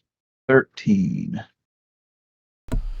With a 13, you've only maybe just sort of barely heard of this. You know that there is a legendary group somewhere who only really appear in sort of the history of the realm when things are very dire. And they're often called the Ancient Way or the Ancient Ones. You've heard that they are reclusive, that they tend to hide up in mountains or extreme places. They generally don't like to be bothered. But Temple says, if the boy is going to live, that's his best shot. And if our champion disciple wants to invest in the child, I say that we do our best as his elders. There's kind of a nodding, and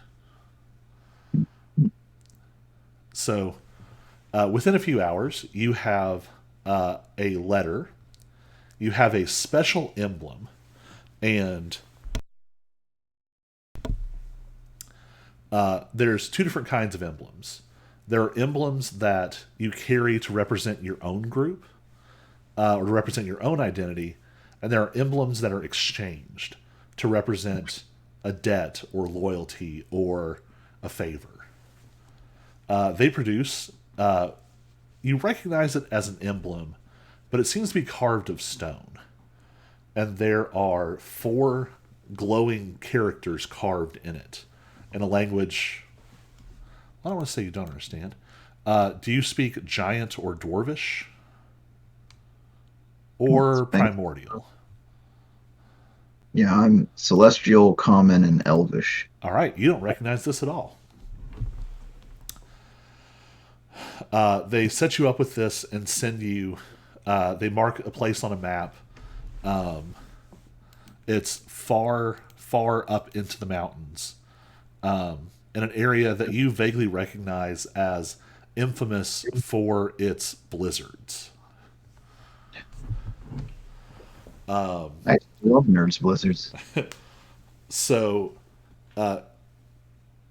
medicine is withdrawn from the storehouses of the sect that will help to balance Snot until you arrive.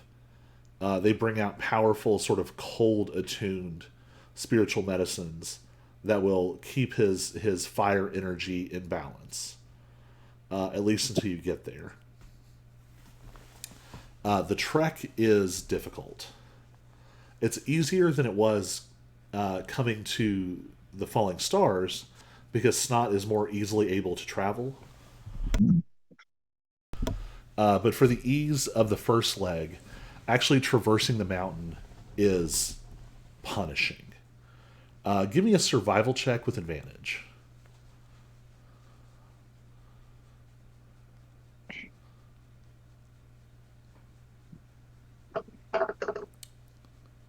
Mm, 26. Dang. So you always, in a certain sense, know what direction you're heading. This is just part of your Falling Stars training. Cosmic alignment, the pull of gravity itself, it helps you to navigate even in sort of whiteout conditions. And you find yourself in a small village that's almost at the peak of this snowy mountain. And it must be alarming. Everyone in this village is like 8 feet tall. The children are like 5 to 6 feet tall. They tower over you.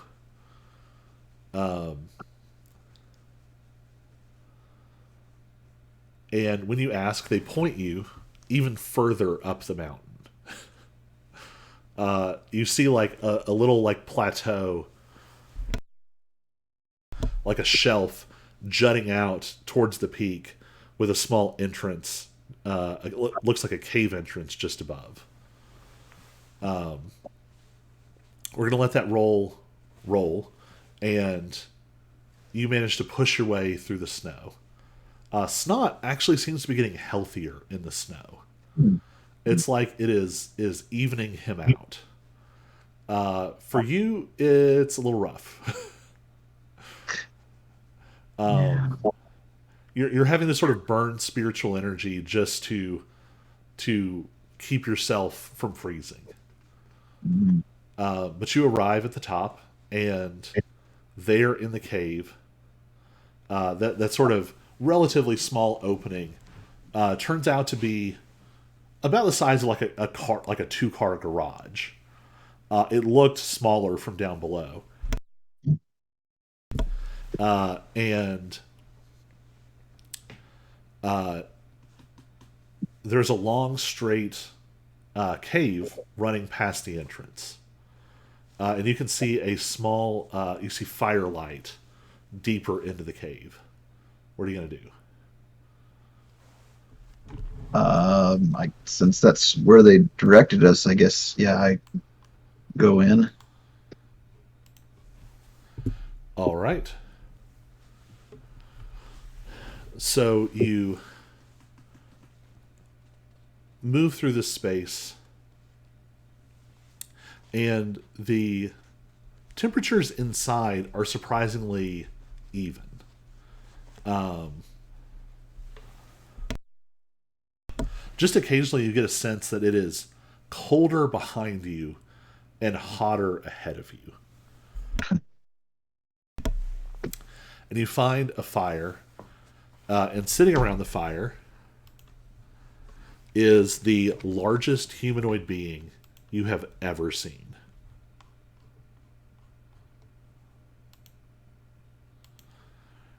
There is a giant, um,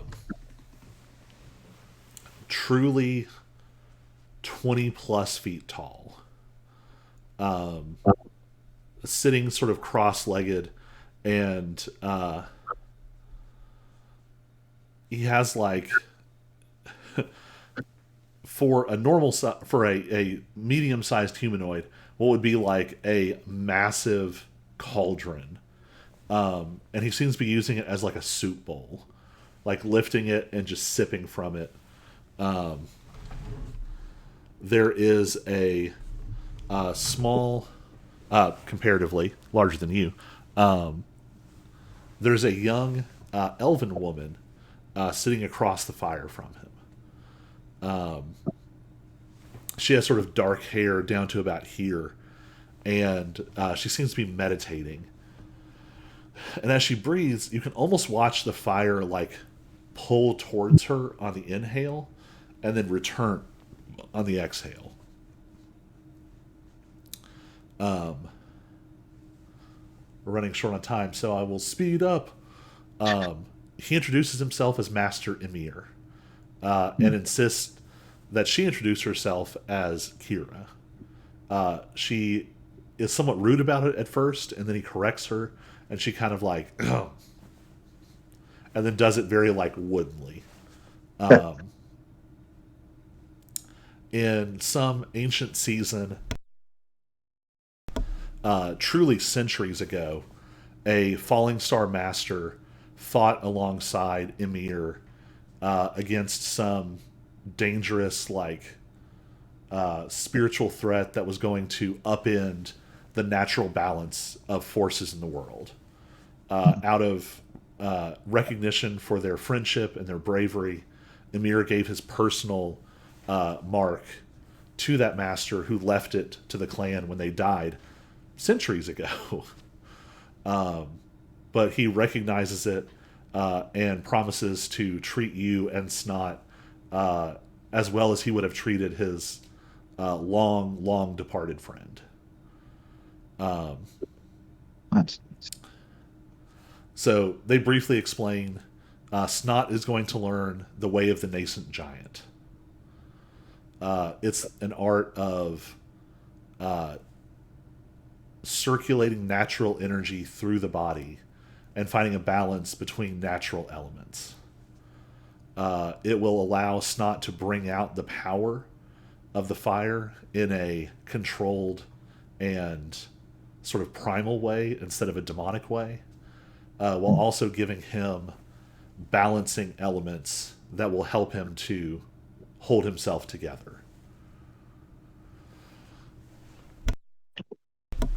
awesome. So you are able to leave Snot in the care of Master Emir and Kira. She is reluctantly beginning to teach him sort of the initial breathing techniques. And within moments, you see the fire beginning to pull towards him, the same way that it did to her. So you know that you have left Snot in good hands. Where do you go next? You've still got you've still got a couple of years. Well, then, what else do I want to? So you can still travel. You could go fight in a tournament. You could go. You still could research that Violet Flame demonic practitioner. Yeah, I might research that lady.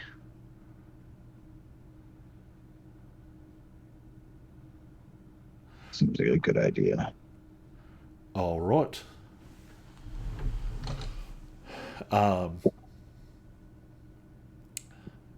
So probably the best way to do this is to go back to the sect. So you go back, you're able to access some of their resources, and they actually end up sending you to the capital, and not to the like high imperial library, but there is actually a sort of coalition branch there, where members of the there's a lot of different terms, but basically members of the accepted and recognized sects gather to sort of adjudicate disputes amongst themselves, but also to organize when something super dangerous happens, like the demonic cult going on a rampage, or a new demonic cult forming around some kind of black flame figure. So you're able to go there. Intelligence reports start to come in, and it takes a while to reconstruct where she went from there. Not long after you get there, you receive word that the demonic sect is rampaging. Specifically the Heavenly Demon cult has gone ballistic. A group of fighters have gone off seeking them, trying to sort of push back some of their forces. And as you're sort of helping to sort of process all this data coming in, researching in the morning, training in the evening, eventually two figures come in, badly burned, cut, and just barely healed. It is a warrior with a huge sword and armor, and a spiritual energy user, and they weave a strange and impossible tale. They tell you about this Violet Flame figure who put an end to their winning streak against the demonic forces, killing two of their number. They also tell you about this strange independent fighter who had been traveling with them, who suddenly revealed themselves to be some kind of powerful demon prince and commanded the whole crowd to follow him. As they left, they caught something that drew your attention.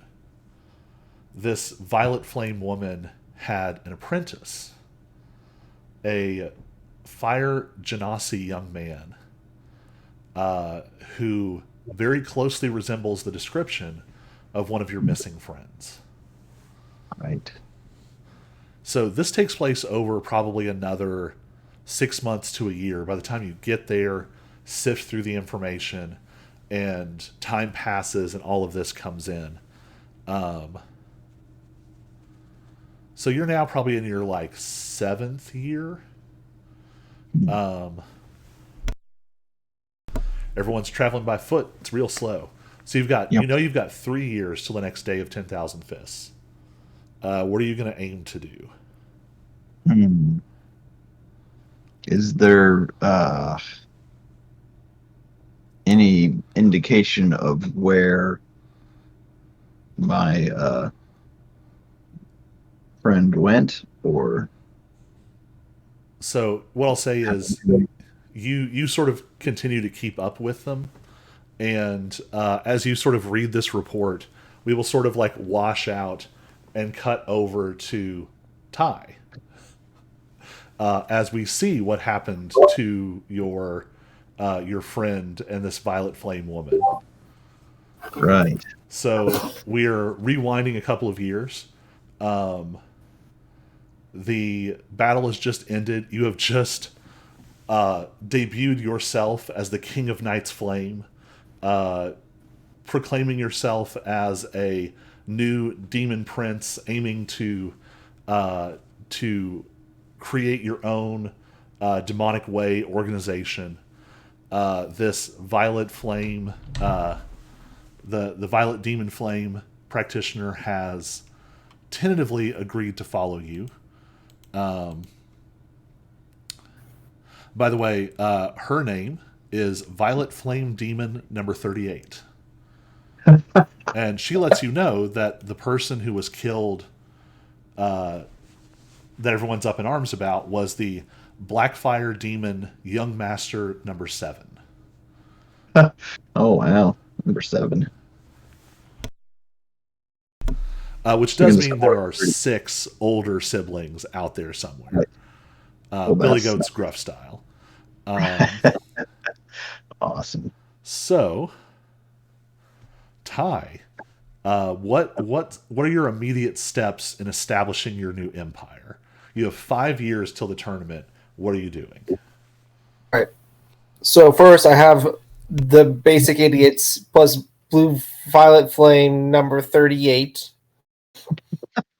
I was like, we're gonna promote her to like second-hand person, man, and job foreman. All right, so let's get her a little bit more power in this new establishment. That way we can seal deal and keep her around a little longer until she's no longer needed. I mean, honestly, we gotta cut corners eventually. Have you thought of a name for your organization? Oh man, I kind of have. Is it a name that's going to get you, the player, in trouble, or me, the streamer? It's an appropriate name. No, we are the Black Flame Demon Cult. All right, love it. We are the same name of the person who died for me to take their stuff. The biggest one up you can ever do is kill the person and then make your name after them. Like, honestly, drawing a lot of attention here. Like the brothers are going to be coming, and Right. yeah, we must prepare Black for the brothers Flame because number 7. clearly we're going to use that name. Give me an insight check.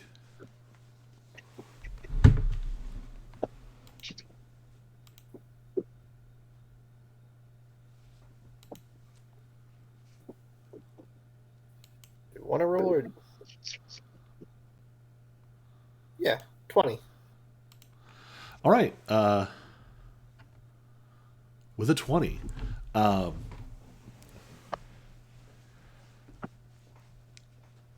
You gather that, at least for now, this Violet Flame Demon, she has hitched her stars to yours. At least for now, she is trustworthy enough. And so she's able to kind of give you some advice in this early going. Don't make your name a big one up. Make your name different and then change it later. No, I mean that's totally fine. I mean, the demon cults are about power, and naming yourself after the power you're using is very common. Like the heavenly demon, the heavenly demonic cult is called that because the white flame of the demon king is the heavenly radiance. He named it after his swag. Yeah, but maybe we should name her cult after the swag because we don't want 1, 2, 3, 4, 5, and 6 snooping at our doors and causing some problems here. Well, I'll say this. Unless you are really going to great lengths to hide yourselves, you just took over like a whole detachment and a high-ranking officer. They're going to notice you eventually. Yeah, because we're probably gonna do that again. I have plans. Well, and here's what I'll tell you. Something else she informs you of is the only person who directly outranks you is the heavenly demon. The white flame can overpower the black flame, but the compelling ability doesn't apply because, and essentially, the heavenly demon is a freak and wants their children to try to kill them. So they don't enforce loyalty. Anyone who can kill them is welcome to it. If you are more powerful, you can overpower violet level practitioners who are like masters, officers, commanders, and everyone below that. Blue flame, red flame, other flames I haven't made up yet. All of them you can command. Black flame is only the heirs. It's only direct bloodline members, and they can't command each other. So theoretically, no one can just come along and take you back over except by force. We're gonna be using a lot of force.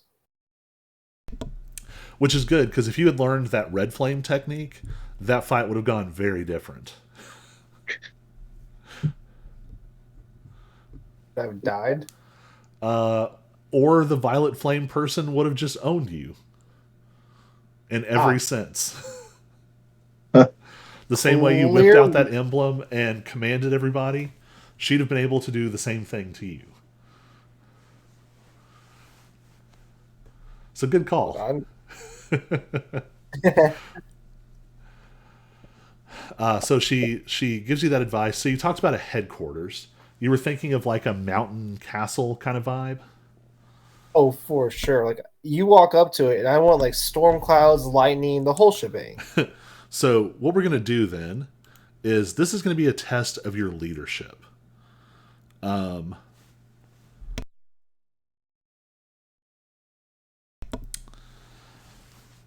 So I'm going to let you add your wisdom to this. So we're just going to see how well you're commanding here. You have advantage because of the emblem. So go ahead and give me a click a medicine roll with advantage, but this is actually like a leadership roll, which used to be a thing.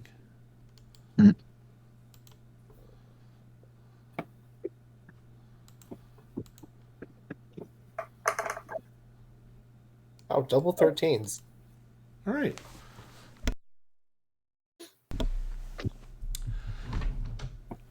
It's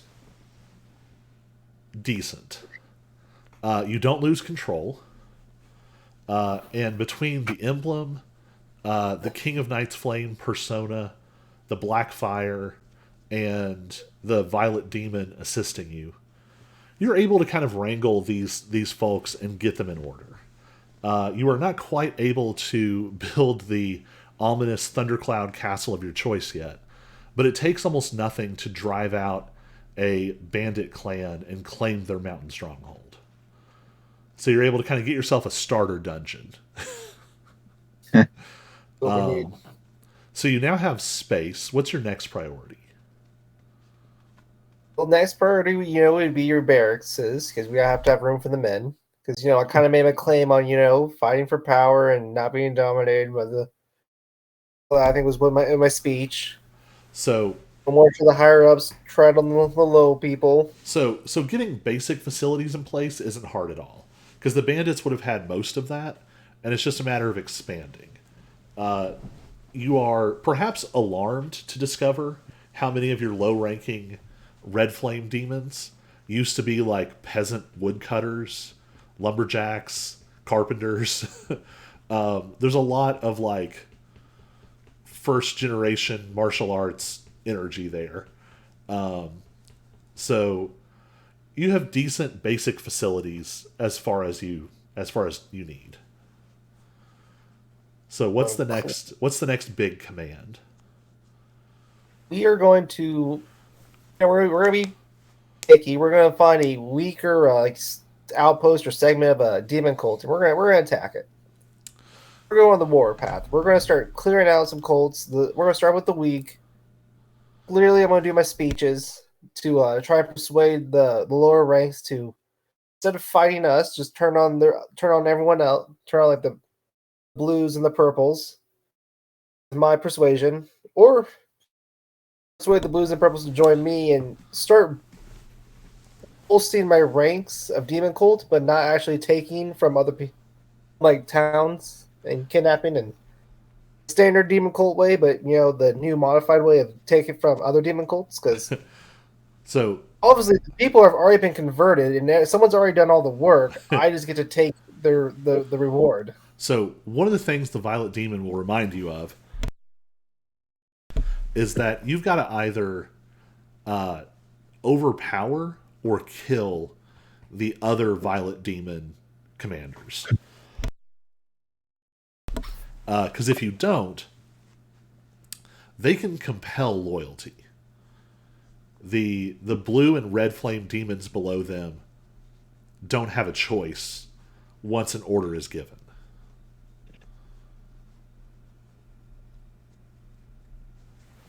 Clearly, we're gonna go kill a purple flame demon or demon cultist. So you said you're going to aim for like a less powerful branch. Yep. What else are you going to do to sort of maximize your chance of victory? Well, again, I'm going to use my persona and my power of persuasion to try and stop as many of the red and blue ones from fighting us or joining us and fighting theirs, so side by side, and then probably going to try and take out the purple flame or their higher up as fast as possible. Like, just flex my power to knock out the purple flame fast as possible. But this is like after doing scouting. Like, it's like a fort. Say we besiege them for a couple days, so we kind of try and starve them out. Really do some psychological warfare. So let's do some sequential checks to see how this all goes. So your initial scouting, give me a survival check. Easy.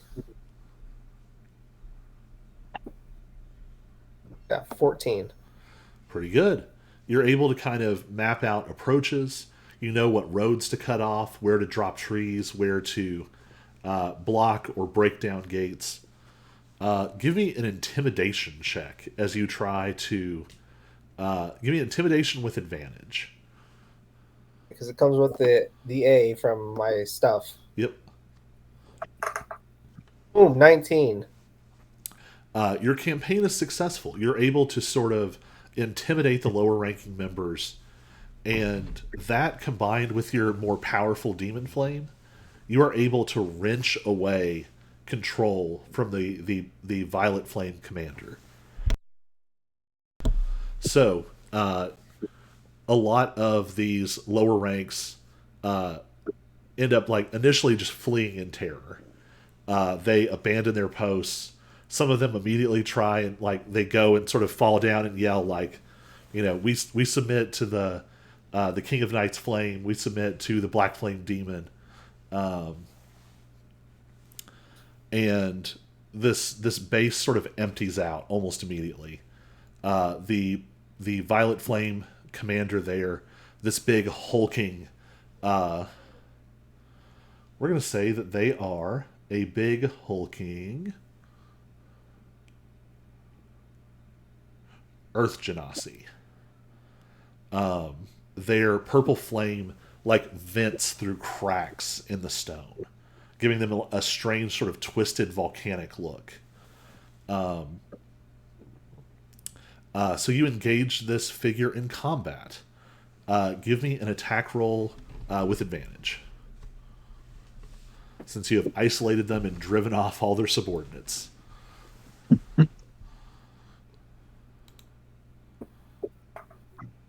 Boom. 16. With a 16, you are able to I got wound them. 24. Oh, 24. All right. 16 roll plus 8, so 24. Oh, okay. Yeah, you are able to hurt them pretty badly. Which weapon are you using? I was using the short sword plus 1. You are able to combine your flowing river abilities and your black flame and your dark edge sword flashes through time and space, and you just appear and disappear, landing blows before you start to swing, attacking openings that you created after the attack. This weird, disjointed, confusing flurry. Give me a dexterity save.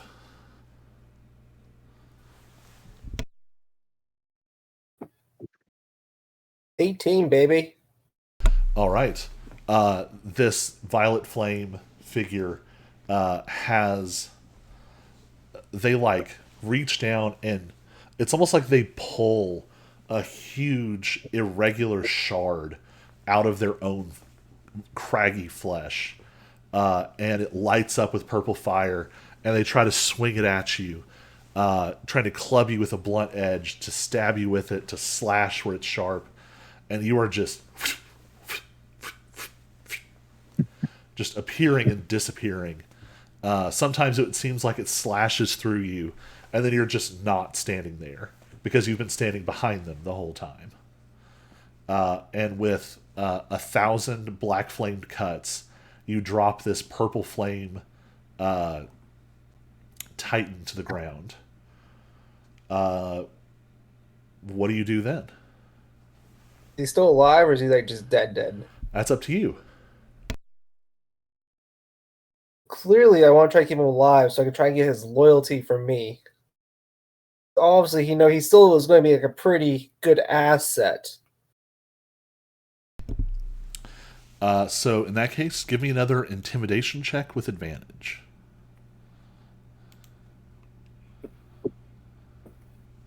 Fail me now, dice. That's 17. Battered and bleeding and burnt, the figure falls to the ground, and much the same way when you were fighting the violet demon who now stands by your side, you're able to hold up the ebony and bone emblem of the Black Flame Prince, and this sigil of demonic fire flares up behind you. And you extend this incredible pressure over everyone. And it extends out all the way out beyond the walls of the fort. And in unison, all of your soldiers, old and new, fall to their knees. And you hear that repeated refrain, hail to the King of Night's Flame, hail to the Black Flame Demon. And they repeat it over and over. And very sort of grudgingly, through gritted teeth, you hear this violet flame figure say, hail to the King of Night's Flame.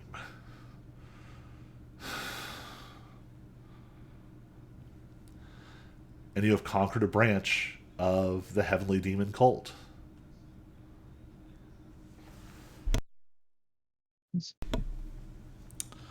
Do you have any other priorities until the day of 10,000 fists? It would be mostly to strengthen my fort.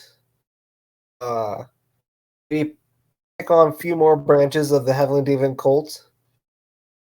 Maybe really try and make a name for myself and actually ignore the Purple Flames and just continue my normal crazy tactics of scout, block, and then psychologically intimidate the lower ranks to flee, and then just simply gather them, leave the Purple Flame with like no one left, and just walk away.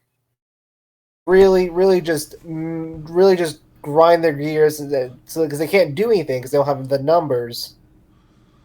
While I gain the numbers and build up my army. All right. So you've got 3 or 4 sort of different forts now. You have filled in with additional troops from other branches that you've raided. They're still sort of plain, but you have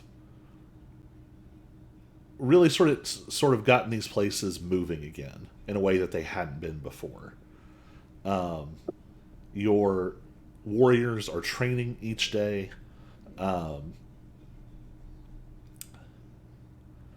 How is your new demonic cult paying for itself? That is simple. All right. Hey, my warriors, they may be training, but got 3 tasks to do. You gotta train, and then there's like shifts. There's the guard shift. There have 4 tasks. There's the guard shift, the training shift. It's 5. I lied. There's the rest. There's I keep adding shifts apparently, or well, time schedule into their day. As I'm thinking about this. Then there's also the arts and crafts. Like say you're a carpenter, well then you're gonna be building stuff so we can start selling it. We got business to run. Okay, say you were a blacksmith, you're making some swords, you're making tools, jewelry. You're here running these forts like they're a business and a franchising this stuff out. Like I have my purple flames, and it's pretty much the same. They come back to me, and profits. Part of the profits get funneled to me, but they also get funneled to the fort, so they can afford better things. But like you're franchising the demon cult to try and make as much money as possible by selling a lot of stuff. If there's a market, we are the great value version of that market, okay? Welcome to McDemons. How can I help you today?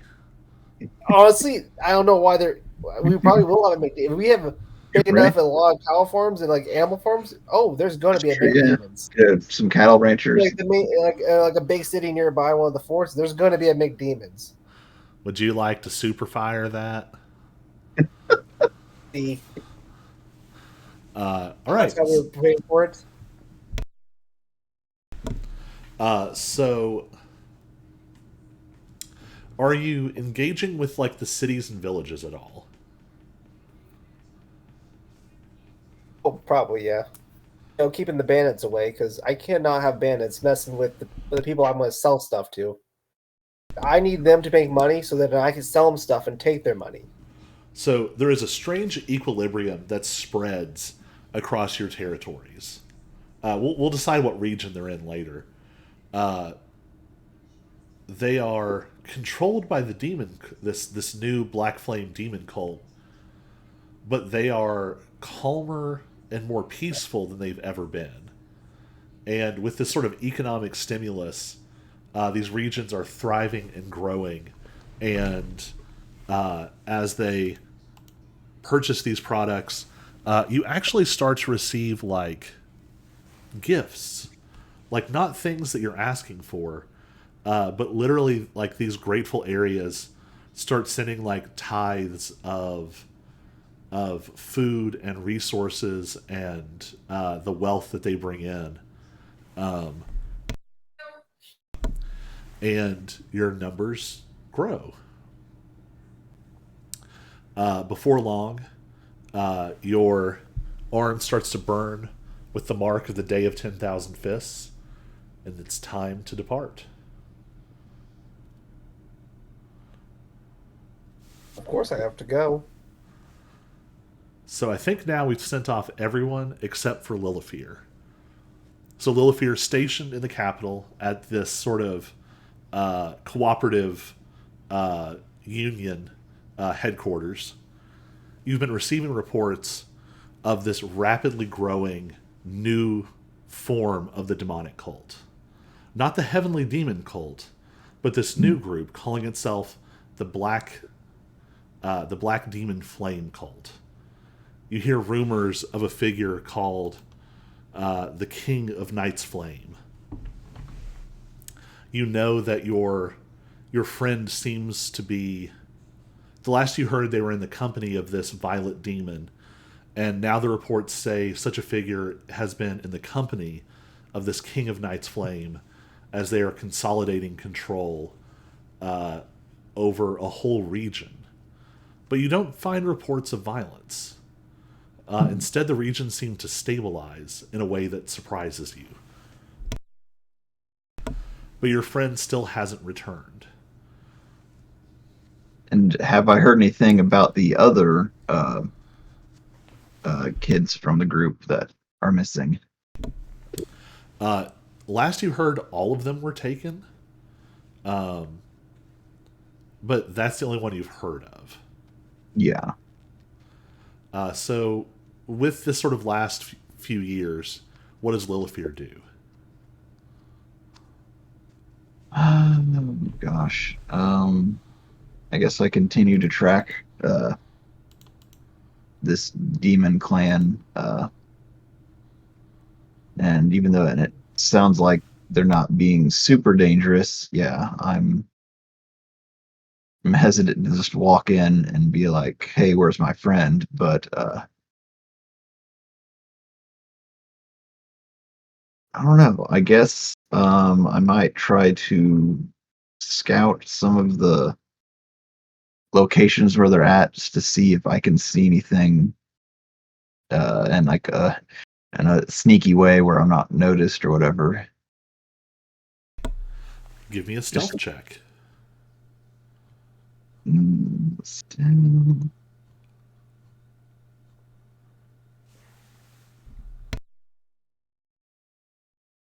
Oh, right. I have that cloak of elven kind. I was like, I was saying something weird. Only I got 14 twice. That's weird. All right. You do a reasonably good job of hiding yourself. Your ability to fly. Oh, plus they have disadvantage to see you because of your cloak. So Yeah. you are fairly easily able to sort of spy on the comings and goings. You see on multiple occasions, you're able to like watch as they.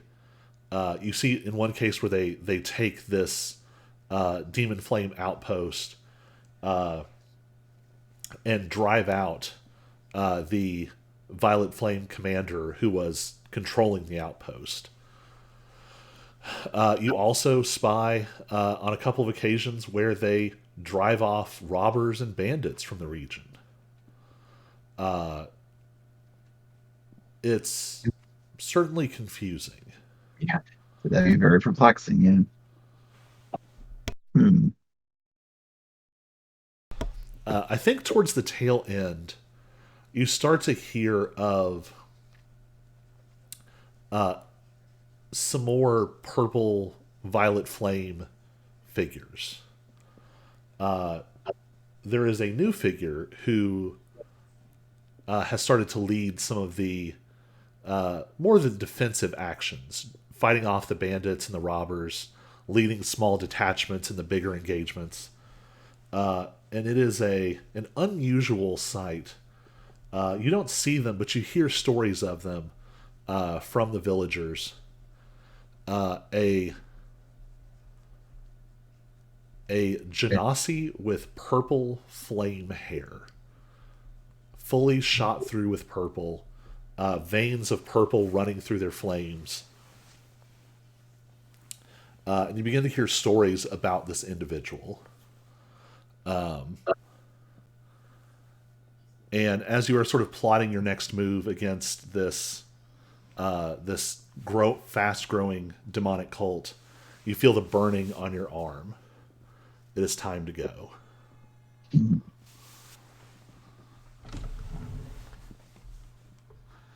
And so our 5 young warriors, now vastly separated in experiences and adventures, begin to reconverge for the first time in 10 years. Some of them are still healing from the scars of the last tournament. Some of them are pressed by new concerns and new dangers. Some stand on the precipice of new power and all the threat and promise that comes with it. And Snikt is still eating bugs. So the 5 of you arrive at the 10-year city. It looks much like how you left it.